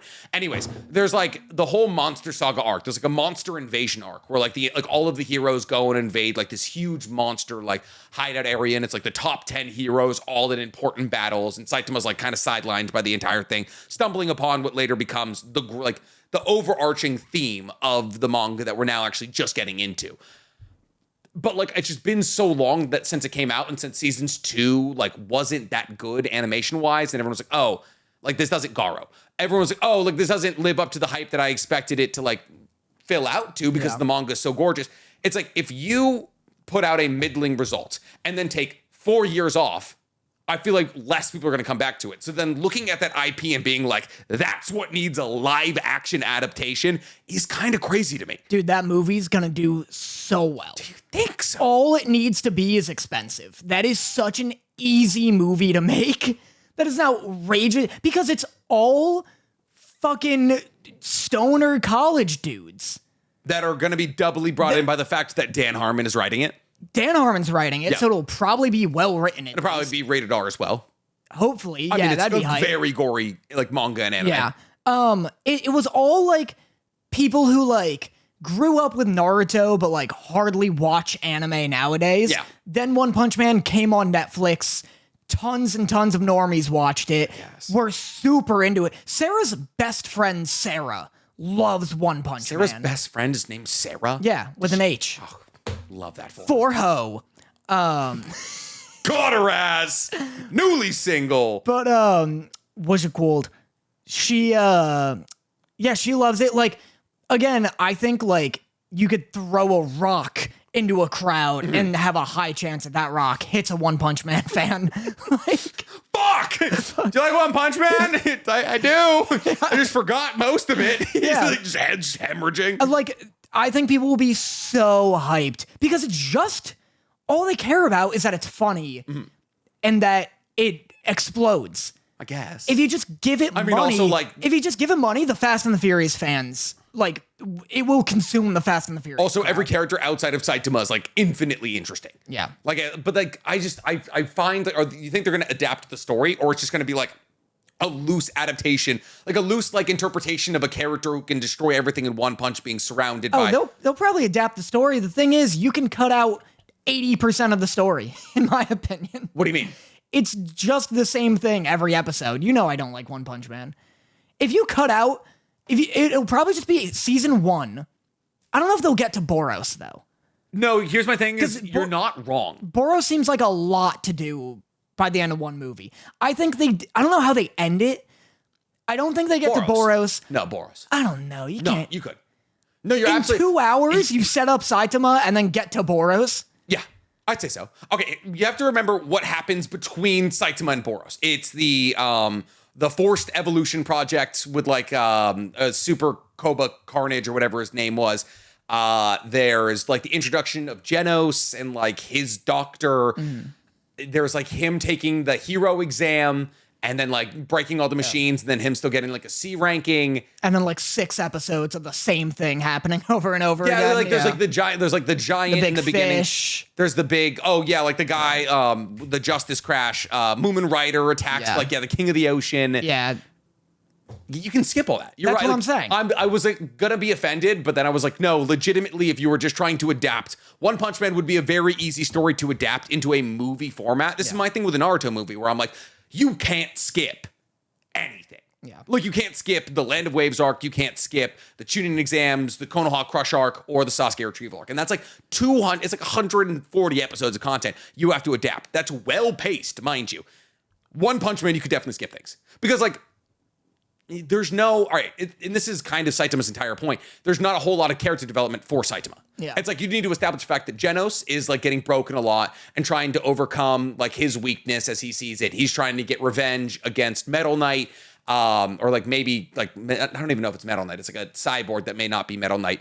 And then like he's trying to get stronger. He wants to be Saitama's student. And then, you can basically skip straight to Boros. You know what it would probably end up looking like, actually? Superman, Man of Steel. You know, the one where General Zod comes in, there's like a big building smashy fight Oh, between yeah, I General love Zod. Man of Steel. Yeah, it's very good. Yeah. It was like way overhated for when it came out. That is basically, I feel like, the format for what this would look like. Like, introduce Saitama, introduce his backstory, have him fight the crab monster, pull out its guts from its eyeballs, and then be like, oh, he's bald, hero exam, Genos, Boros. Cool. Done. Yeah. You can skip the super mutation people. Yeah. I mean, they pop back up in the story like occasionally, but I don't think we're going to be doing like 3 One Punch Man movies. Yeah. This is the easiest movie anyone's ever That's made. actually no, I'm completely coming around on it right now. Like it's a layup. Yeah. I just don't know. Anytime there's a live action movie, I'm like, will this make money? Yeah, it should. It's like, it's crazy. It's Think taking about how them. much CGI it needs, though. Yeah. I mean, not more than like an average Marvel movie, but like still, it doesn't have the pull of a Marvel movie. I mean, One Punch Man absolutely does. The pull of a Marvel movie? I guess nowadays, yeah. Jesus fucking Christ. Yeah. What's the last Marvel movie that came out? Guardians of the Galaxy 3? No, Yeah. by no means. By no means. Then fucking some Marvel. Marvels? The Marvels. Was it that one? Yeah, I think it was. Yeah. And then before that was like, Guardians of the Galaxy 3. I don't even think that's true. I think there was one between. I think there was one between it. What is this trap? I think there was one between. I think it was Eternals. There was another one no one gave a shit about. And then No, there was- Eternals was fucking like. no, not Eternals. Yeah. Oh no, Said no, I that. mean Marvels. I'm sorry. Also, one that no one gave a shit about. Yeah. Fuck. They're not good at their jobs. Dude, One Punch Man will make so much money. It will make so much Fast and the Furious money. I know. Listen, I'll see it twice. I don't give a shit. Like I am Fast and Furious money. I love it. It's gonna be fun. Even just having Dan Harmon's name What attached don't to it you is like huge. about it? About what? One Punch Man. Everything we've explained. The animation's good, the fights are good, but I don't give a shit about any of it. I don't give a shit about any of the characters because the gimmick is so annoying. It's just, oh, this big fish is gonna be annoying for 20 minutes. Saitama, come on, where are you at? And he's doing something dumb, and then he shows up, and then he hits it with one punch. It's the most, I get it, the show. Explain to me the premise of every other shonen anime of all time. But they struggle. He doesn't have to struggle. That's the joke. It's, Hey, Danny. hey, Danny, yeah. Danny, that's the joke. Okay. It's an examination of shonen as a genre, Let me ask you something. perpetuated by the fact that all the other characters outside of Saitama are interesting and have character development arcs. If I told you a joke and then you were like, haha, that's really funny. Good job, Dan. Yeah. And then I told you that joke for 22 minutes and then I did that 12 times. You'd get pretty bored of that joke. See, all right, that metaphor doesn't make any sense, Danny. All right, no, what it is let's say the entirety of the comedy scene revolved around knock jokes, right? Every single guy was just crushing knock jokes. And everyone's like, I wonder who's behind that door. And it's like stand-up comedians are like, knock, gay haircut, and everyone's like, you flamed his ass. Yeah. And then one guy gets up and he's like, why the fuck is everything a knock joke? But like perpetuates it, but makes it a joke about everything being a knock joke through a actually well thought out and complex knock joke. But he's just saying the same knock joke over and over again. Yeah. Yeah. What do you think a power tournament is, Daniel? But it's different. It's interesting to see like the different powers and see like the best power tournaments are when you don't know who's gonna win. That's why I find Dragon Ball boring. Outside of Perfect Cell, who defeats every single bad guy in Dragon Ball Z? I just said I find Dragon Ball boring. Oh, wait, okay, gotcha. Well, also, not Goku. Who defeats Boo? I guess Goku beats Boo. Mm-hmm. Who defeats Frieza? The planet. Yeah. Okay. Who defeats? I guess the androids the androids kind of cannibalize themselves. Yeah, Cell beats the androids, and then Vegeta is a result of all of his friends, because Vegeta beats Goku essentially. What do you mean? Goku in Majin form? No, in like when he first shows up. I mean, that's mostly the guy who cuts his tail off, actually. Yajirobe, yeah, pretty much. Shout out Yajirobe. That's why Senzu being homie. That's why Goku versus Vegeta is such a good arc, because Goku's not there most of it, and Nappa's just fucking sweeping. Yeah. Nappa obliterates all of them. Vegeta kills Nappa because I think Tien like rocks him. Yeah. One of them rocks him. And then Vegeta starts sweeping up again. What would happen if Nappa got Super Saiyan? Like hair-wise? Yeah. Like yellow beard, probably. You think so? Maybe gross hair. I feel like we were robbed of that, low-key. Yeah, I know. That everyone feels that way about every Saiyan, including Raditz. Yeah. Like, I'd love to see a gold hair Raditz with how much fucking hair he's got. But like, and then Goku shows up, and then Vegeta, like, kind of fucking rocks him. Mm-hmm. It isn't until Yajirobe cuts his tail off, you got the fucking Destructo discs rocking him, you got the little spirit bomb that Krillin has to throw. Like, Goku gets absolutely slaughtered by Vegeta. And it's a team effort, and that's why it's interesting. It's not just, oh my god, it's the exact reason One Punch Man sucks. It'd be as if Goku showed up and then swept Vegeta, but he doesn't. He gets rocked, and then the stragglers have to help defeat Vegeta. No, Yes. that's fair. I'm trying to think of One Punch Man. Saitama doesn't win every battle. And the reason you feel like this is because what's been adapted in the One Punch Man anime up until this point is all of Saitama coming in and like defeating the King of the Sea, defeating Super Kabuto Carnage or whatever, defeating Boros, all these kinds of things. But like a big part of Boros' defeat is Tornado, like Miss Tornado, like lifting up like the entire ship and like throwing a bunch of rocks at it. And then when you get into like the monster invasion arc, it's all of the top heroes fighting against like high level dragon class monsters in one-on-ones, akin to the Sasuke retrieval arc, akin to Konoha Crush. Like all of the important characters getting their own battles, and Saitama's kind of just fucking off the entire time. Like Yeah, he's but like why? because that's built in character. It's kind of like what they did with Gojo. They're like sealing him in the Shibuya arc. It's like if Gojo's around, you can never move the plot forward because Gojo can fix any problem immediately. Yeah. So in order to move the plot forward and develop these characters like Genos and Tornado and Blizzard, you need to put away the OP like plot device you created. Yeah. So it's like Saitama being a literal gag means that you can put him in a gag-like scenario where like, oh, we're invading monsters, but Saitama's trying to find a deal on bean sprouts right now. And like not until what we're going to get in season 3 do you see that aspect of One Punch Man adapted. Yeah, that's just like annoying to me. And that's boring. I also don't care about any of the other characters except Genos, but just because he looks cool. Yeah, he's the main character of the story. It's just all annoying. I mean, listen. If it's not for you. It's not for you. I just hate the premise. Can I do my flashback? Yeah, you did it. Can I do my best boy? Yeah. It's us. Cool, I don't care. It's our 50K. Today's our 50K special. Woo! We hit 50K on YouTube, which means me and Danny are celebrating with a limited time merch release. We released an Otaku Holics. Well, we're gonna release when this episode comes out. So there is going to be an advantage for all of our members. All of our members are going to get 10% off merch for our 50K special. So if you're a member on Patreon or on YouTube, like a YouTube member, you get 10% off our merch for our 50K special. I think that might be something we implement forever. It's probably a good thing to give to all the people nice enough to, give us $5 a month. But we're releasing a 50K special t-shirt with Otaku Holics across the front of it. And it's going to be a limited release. So it's probably only going to be around for a week. That or we're going to cap it out like the first 100 t-shirts sold, something like that. But it is going to be a very limited release of these shirts. So if you guys want to capitalize on the 50K event, pop on over to our merch store, otakusanonymous.net, where you can get the Otakuholic shirt. And, if you're wearing it, when you see me and Danny, we'll be like, oh, this is one of our special ones.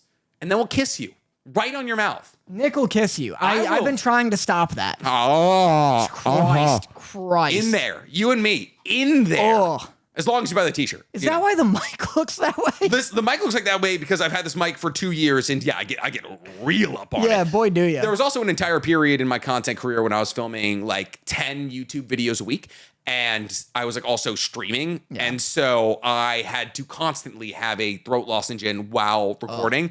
And so my old, and this is lovely. It's a lovely piece of information to tell everybody. My old mouse and keyboards, eventually the keys wouldn't close anymore. Like I couldn't press the keys in because I had so much lozenge in my mouth and I was spitting everywhere while talking. So I just covered my keyboards in just lozenge spit. Oh. Yeah. So now I have a mechanical keyboard, but I also don't use lozenges anymore, so I don't need to worry about it. Anyway, you're welcome. My best boy. It's the Fallout show. Oh, God damn it. It's really good. It is good. Yeah. It's very good. It's incredible. I would like to say something slightly controversial. What? Lucy? Yeah? Very hot. Is that controversial? Very. Listen, she's just fine with me. She's boy, is she. She's pretty nice. Yeah. Pretty nice. Pretty nice. I also love a golden retriever woman, and that is exactly what she is. And yes, it is very good. She's hot. It's also in Santa Monica. And I'm like, oh my God, that's so close. Yeah. And I'm like, oh wow, the Ferris wheel is still around. Like 400 years later, it's very impressive. I know the nukes couldn't take it down. Yeah, it was like the one thing. It's like the Torii in Japan. I'm like, how was the one thing that survived the Santa Monica Ferris wheel? I know. Have you ever been on that pier? A stiff breeze feels like it could take that entire thing out. Do you know that Lucy voices Jinx in Arcane? I did not. Yeah. That's crazy. Yeah. What? Like the okie dokie? That's wild to think that is Jinx. Yeah. That's crazy. It is very good. They did a really good job with it. I'm only on episode. We just finished episode 2. Me and Dorothy are watching it together. She's just been crushing it nerd wise recently. Yeah, Dorothy. I just been putting shit on. Yeah.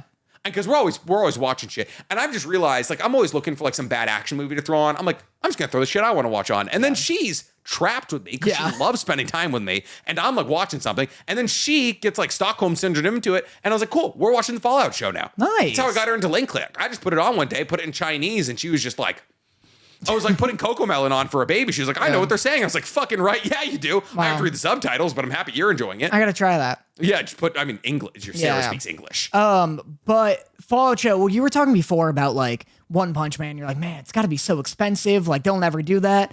We are now officially in an age where like if you tell me they're making a blank movie or show, I simply can't be like, oh, that's too expensive. Yeah. Oh, that can't look good. Mm-hmm. They won't do that. Some are better looking than others. Like I think the Avatar live action show looks whack sometimes. Yeah. But like One Piece looked pretty good. This is maybe the best looking show I've ever seen in my life. Certainly the best looking anime, not an anime, it's the best looking IP adaptation I've ever seen outside of The Last of Us, which is just a zombie movie. People, yeah. And we literally have the format for that so down packed that it's obviously going to look good. This looks spectacular. The super armor looks perfect. Yeah. Objectively perfect. And it functions well. It's kind of, I don't know if you ever saw, what was the DC TV show with Brandon? Frasier. Yeah, Brandon Fraser. Not Suicide Squad. Not What are they Suicide called? Squad. Yeah, it's Doom Patrol. Doom Patrol. There's this kind of thing with that one where Brandon Fraser's character that he voices is this huge, like robotic-esque man, and he moves very robotically and it looks awkward. The super armor, like, functions in a way, I'm like, that looks correct, fun, functional, and like conveys the power of the suit. Yeah, because it's just a suit. Yeah. Like they built so much shit They built for this. so many suits. It's crazy. Like all the sets are real. It looks great. Did you get to the shootout scene with the ghoul? I think that's episode 2. Yeah. Where he just rolls up and just blasting people with bomb-shaped Dorothy was bullets. like, why does he have such bigger bullets than everybody else? And I was like, I wish I could tell you. Yeah, he's a cool guy. That's why. And the guy who plays that role is literally born for that role because he was also Walter Goggins. Yeah, he had that TV show a decade ago, where he was like just a cowboy who murdered people. It was like a massive Was it middle-aged Deadwood? white. Is he in Deadwood? No, it was like middle-aged white women. It was like basically it was like Sons of Anarchy, but he was like a cowboy, and he not undisputed. Yellowstone? No. I don't know. He's in Sons of Anarchy. Is he? Yeah, he's either like transgender or transvestite or something. I dropped Sons of Anarchy in like season 7 because they just lost the fucking plot. The last season. Yeah, I just had to give up eventually because I was like, oh my God, I can't. If I hear another goddamn motorcycle, I swear to God, I'm going to end it all. That show does fall apart. Longmire? Is that it? American drama series? No, I don't think that's it. It's not the Hell on. It's not Hell on Wheels. It's something like Hell on Wheels. People are saying it's Longmire. Is it Longmire? Yeah. Oh, okay. Then it might be Longmire. But yeah, he's like in this like a Western TV show as like a cowboy, and it's very, very good. So he plays this role really well. Isn't he usually a good guy in the Fallout series? Is he not like the PI from Fallout 4? Here's what's great about this show, and here's what's so smart about it. It's its own story entirely. Yeah. So none of the games. It's also way later. It's like the latest piece of Fallout IP we've ever gotten. Oh, is it? Yeah. It's 10 years after Fallout 4. Gotcha. He's like not a character in any of the games. Gotcha. And I think that's so smart, and it makes it so much more impressive than The Last of Us to me. Justified, that's what it is. It's not Longmire. Everybody who was yelling Longmire is wrong. It's Justified.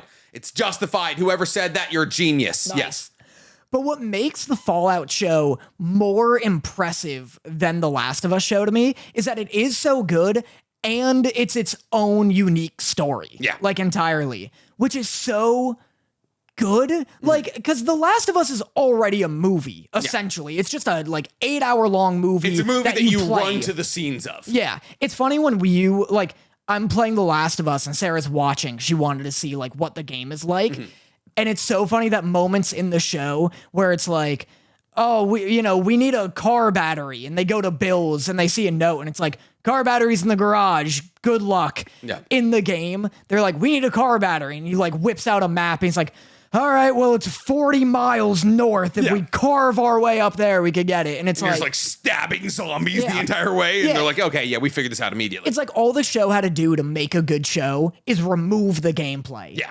And you're there. Mm-hmm. This is a great show, and they had to come up with their own characters, their own story. Yeah. And apparently, this is technically Fallout 6 because they had to talk with Bethesda about plot lines they couldn't do because Bethesda's planning to do them in Fallout 5. Oh shit. And so they're like, we essentially made Fallout 6. That's sick. Yeah, isn't that neat? Well, that's probably why it's 10 years in the future beyond Fallout 4. The show was so good that I feel like by the end of this show, I could probably convince Dorothy to play Fallout. Sarah's playing it. That's playing New Vegas on my New Steam Vegas? Deck. You didn't even start her with 4? Why would I start it with 4? I don't know. It's just the best looking one out of all of them. Oh, well, that is true. That's that would be a big pitch point for Dorothy. She'd be like, why does it look so ugly? And I'd be like, yeah, because it's 13 years old. Yeah, it looks better on a Steam Deck because you don't really expect games to look good on a Fair. handheld. Maybe I'll get 4 for her. I just know 4 is not good story-wise, but I don't think Sarah is gonna be like, oh, this doesn't make sense. So why am I moving backwards? And it's like, all right. Like, I literally put on the most boy video I've ever put on in my entire life while I was cooking dinner last night. I put on every Fallout shelter in the Fallout universe explained, and it's like a 38-minute video where they just literally go from like Fallout Shelter 1 to 111, and they're just like, here's the experiment run. And I just felt I felt like the most like YouTube man of all time, just like a video diary on like Fallout shelters, and I was like, nice. I was like doing dishes the other day, just like this has nothing to do with Fallout, but speaking of that, it's like doing dishes, so my hands are all sudsy, and I thought I was alone in the house, and I just have like Asmon gold. Like, well then, Josh walks in, like, what are you doing? It's just like, sorry, it's a lubricant. I just have like Asmongold yelling about some like TikTok pickup artist. Yeah. And so Josh like walks in and he just hears like Andrew Tate screaming, and I'm like, Josh, and I'm like smashing plates, and I'm like, I'm watching a man talk about this guy. Yeah, he's just like shaving your head like top G. Yeah. I'm gonna be. But yeah, so it's awesome. I'm halfway through. I'm on episode 5, and it's like my favorite show right now. Here's my thing. If the Frankly Built of the world, with 3D printers, a little bit of painting experience, and like an engineering background, can make like good-looking power armors, Iron Man suits, all these kinds of things. Yeah. Like millions of dollars in like several like set professionals should be able to make big sets that are convincing. Yeah. And I think that's what One Piece and this and The Last of Us did so well. And I think that's kind of what everybody's realizing, is that like in order to make any anime, video game, comic book adaptation, you need big fuck off set pieces and convincing pieces of props. Yeah. It's like, it's the Mad Max. It's the Mad Max effect. Where like if you put money into effects, makeup, and like location, you're gonna make a good movie. You're gonna make a movie that people enjoy. And I don't know why that wasn't like brought into the zeitgeist earlier, because Mad Max has been around since the 90s, and people have been trying to adapt Dragon Ball and Naruto and One Piece and all these other things like improperly, because they're like, oh, big green screen, that'll be good enough. And it's like, no, don't get the A talent, because like there's nobody in Fallout that's a big A talent, right? Like none of them are traditional A-listers. I would say that the biggest actor is me. Cool. Yeah. You. Oh, Walter Goggins. Yeah. Walter Nick Goggins pointed at me. Yeah. Just because you know the names. Yeah. And even he isn't a big actor. So like by recruiting young, talented people and then putting money into set design, I think that's always been the route to success with like an IP adaptation. Yeah. I saw people, this kind of related. I saw people like a bunch of videos. Every now and then I'll just try and piss myself off for some reason. Nice. And I was watching these You don't have enough, you don't have enough like turmoil in your life. Yeah. You have a girlfriend that loves you. You pay cheap rent. You've had your 2 same roommates since college. Yeah. You have a dog. Your guinea pigs are dying. Yeah, it's all coming up, it's Danny. Like literally everything's coming up, Danny. Has-Been Hotel and Hell of a Boss people are just flooding to you. You're reviving Tumblr single-handedly. You need more. Like, you just need somebody. Like, we should hire somebody. Like, $20 a day. Just hurt me. Well, no, not even hurt you. Just like in one way or another, minorly inconvenience. Yeah. Just like, it's like, just like unscrew one side of your dishwasher so when you open it, the whole fucking door comes off. Something like that. Right. Just like turmoil in your life. Yeah, what a minor inconvenience. My dishwasher falling apart. It's like, oh God. Darn. Yeah, just drop it and walk away. Like, that's why I have toss roommates. It through the window. Yeah, Josh will fix it. You do need, because you are the kind of person where you're like, today was a good day. Yeah. I'm gonna go yell at a person being mean to an OnlyFans model trying to make a song online and then bitch about it on the podcast. Look, the life I lead is one that should result in a today's gonna be a good day kind of person. You have a Zen-like life. That is not the person that life has bred. Yeah. I am somehow still such a bitch. So I, every now and then I like to piss myself off. And I was watching these videos that are like, Fallout TV show went woke, went broke.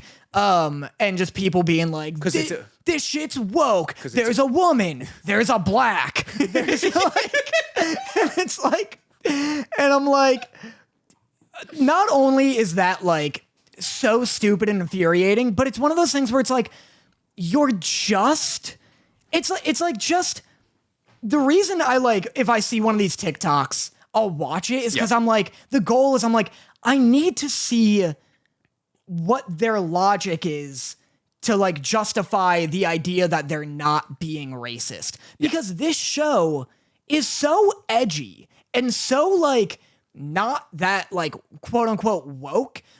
It's literally about like a fallen out nuclear world that has nothing to do with our world whatsoever. It's about a girl trying to get her dad back. I mean, well, it's also like the games are, it's like as anti-capitalist as the games are. Yep. It's as anti-war as the games are. It's not like... It's funny that you say that when like one of the possible solutions of Fallout 4 is we built a mech powered by nukes, and that's a way to win the game. Yeah. Well, it's like... It's not the right way to win the game, but it's a way to win the game. Yeah, like Fallout's always been like satirical. That's why it's all like, you know, the bullets are shaped like bombs. Their Coca-Colas are shaped like bombs. Yeah. Like everyone loves bombs. It's a bomb-based economy. They love it. It's bomb-based economy. And it's satire. It's as satire as the games have been. So that hasn't changed. That hasn't been like wokeified. I feel like it's not trying to make a point. It is. It's anti-war and it's like anti-nukes. It's like anti. Chill out. It's like anti-blind patriotism. It's anti like war. It's anti like not communism. What's it called? Capitalist. A little bit, but it's no more political than the games are. There's no different politics in the games. The only difference, or the only quote unquote woke thing, is that there is a black star and a female star, along with there being a white male star. When you can fully, yes, like, I mean, like, he's like red now. Well, and so that's why it's like, I'm like, oh, it's just racism. Like, you're just like, I don't like that he's black, and I don't like that she's a woman. And it's like, what? Oh, that's it then. And it's not even like, it's not even her being like, I can do things as good as a man. It's literally just her existing. Yeah, like it's her getting fucking shit on the whole time. Like, it's not her being like, I'm a boss bitch. Yeah. Like, it's not Ocean's 8. It's not fucking like, it's not Ghostbusters. Yeah, it's not the Marvels. It's not Ghostbusters. It's literally just a woman being the lead. Yeah. Which, like, hey, you can be a woman character in Fallout. Yeah. Like, it's like, just because you made a white man to be your player in Fallout doesn't mean that the protagonist of Fallout is a white man. Yeah. Like, sure, before character customization, like Fallout 1 and Fallout 2, where you were like the golden boy, you were a white man running around. But like, as soon as New Vegas came around, you could choose what you looked like. Yeah. Like, the main character of Fallout is like the main character of any anime. It's what you make them look like. Yeah. So it doesn't matter if it's a man, a woman, a gay, a black, I don't like that we keep saying a black. I don't like that we keep saying a black. I didn't have to do it. I said You put it in my words. I said it once. You said a gay and a black, and it was like I got on. That's our cut. I said it because it's like what they're saying. Yeah, I guess. Anyways, so what I'm saying is it doesn't matter what it is because like you make the character. Yeah. It's like if they made a Baldur's Gate movie, they're not gonna be like, oh, time to like. There's so many different like races and like classes you could be. It's not gonna be like, oh, it's gotta be a white knight. No, it doesn't have to be a white knight. It could be like a purple high elf. Yeah. You know, and so like it doesn't matter what they look like. And I think Lucy does a fantastic job of the role. And I want to see a super mutant. That's all I want. Yeah, I don't know if super mutant. Yeah, I also feel that way. I don't know what's in the scientist's like What he's cooking up? Yeah, I don't know what he's cooking up. One gripe. Yeah. Dog's not called dog meat. That upsets me. Yeah. I just like the dog's like the CX, the 505 or something. Yeah. I want dog meat. I feel that. I'm trying to think. I haven't seen a what are they called? A death thing? Deathclaw? Deathclaw. I haven't seen one of those. When the bear showed up, I was like, oh, it's going to be a Deathclaw. Fully just a bear. That's a Yaoguai. One more time? Yaoguai. Oh, of course. Which is a Fallout enemy. Oh. It's just a big irradiated bear. Yeah, I mean, not the thing I would want to fight. Also, Michael Rappaport being in the show, made me upset. Because he's been like so incredibly like Zionistic recently, and I was like, he doesn't deserve this. I've been seeing that. I didn't know who he was before. I don't know anything about him currently. Yeah. Other than, people are mad because he's a huge Zionist. Like, he's literally just straight up Zionist. So I was happy that like they made his character a bitch who just died. And I was like, nice. It's funny because people are like, this dude's an asshole. And I'm like, yeah, look at him. Yeah.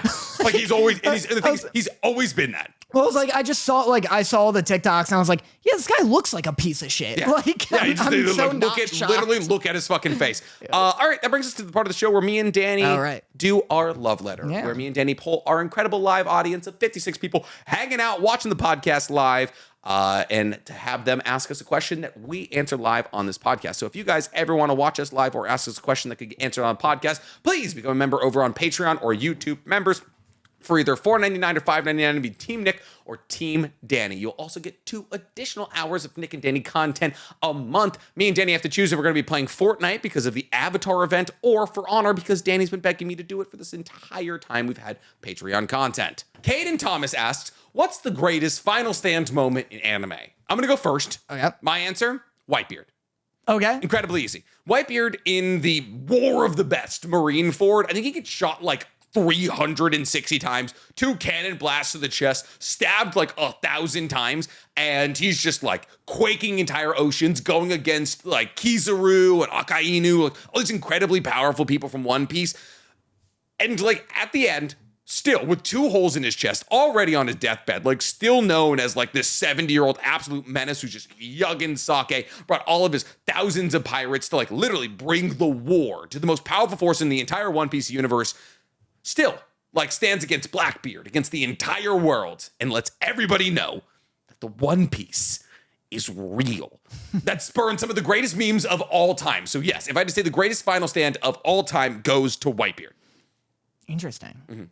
I am going to go with Light Yagami. That is not who I thought you were going to go with. No? No.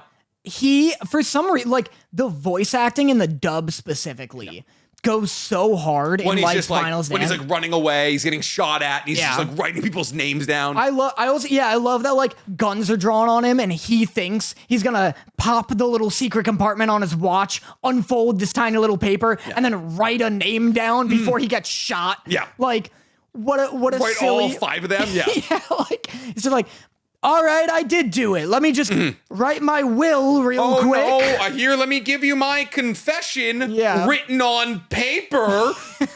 I love it. And yeah, that voice actor is just like one of the best in the business. Cannot believe you didn't choose Rengoku. The commenter did. Oh, what? And we've talked about Rengoku so much. It's just like, at this point, it's like, I've said all I can say about Rengoku. Oh, no. Oh, everyone hates Rengoku. He literally has 2 spin-off mangas about him in the Demon Slayer universe. I want to throw a little curveball in, you know? Okay. I did not see Light Yagami coming. Other final stand moments, Vegeta versus Boo. Yeah. I didn't go with that. Final Flash. That Vegeta versus Boo, like, popularized karate chopping a child in the back of the neck to knock them out. When else did that happen? Vegeta versus Boo popularized and normalized gentle abuse of children. Just like, oh, listen. Dude. Putting them out. Trunks runs up and he's like, Dad, don't do it. Good dude. Knocked out. Take this baby. Goten runs up. What are you doing? Budush. Take these chumps. I'm blowing myself up. And then he accomplishes nothing. Yeah, absolutely zero. So many anime do that, where it's just like, a Budush knocked out. Take this away from me. Wouldn't that be such a fun part of being a human? If you just had a certain level of strength that you could just, you're just like walking the street, just like, you know, there was that guy like running around, just like punching women in the face. Imagine if he was just like a serial neck chopper and he was just putting people out. Be a way funner story. Are you just turning people off without severing their spinal cord? Like, it was like, hey, these people have been unconscious for 10 minutes. They're not waking up. Yeah. And you're just like, just because they do is running around chopping people in the neck. Yeah, he's just like Piccolo or whoever's standing next to Majin Vegeta, like karate chops both kids, hands them to him, and he's like, they're dead. Why didn't you just do nothing if you were gonna do this? Hey, they could have helped you. Yeah, like these two confuse. He's just like mashing them together. Come back. It's like Mark with the fucking the teleporting guy, just juicing 2 kids.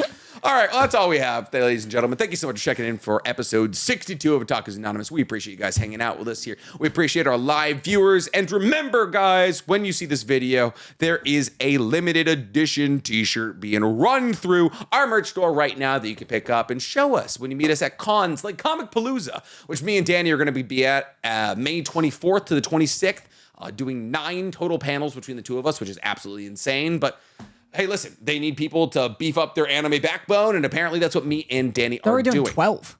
We're doing 9.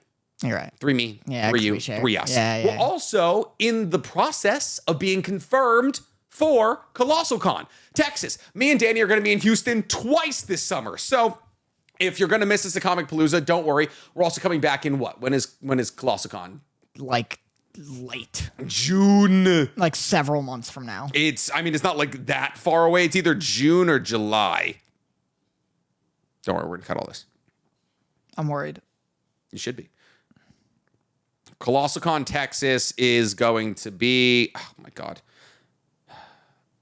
August 16th to the 18th, Yeah, super 2024. So if you guys can't come meet up with us in May for Comic Palooza, late August, we're going to be in Round Rock, Texas. I actually don't know where Round Rock, Texas is. I don't believe it's Houston.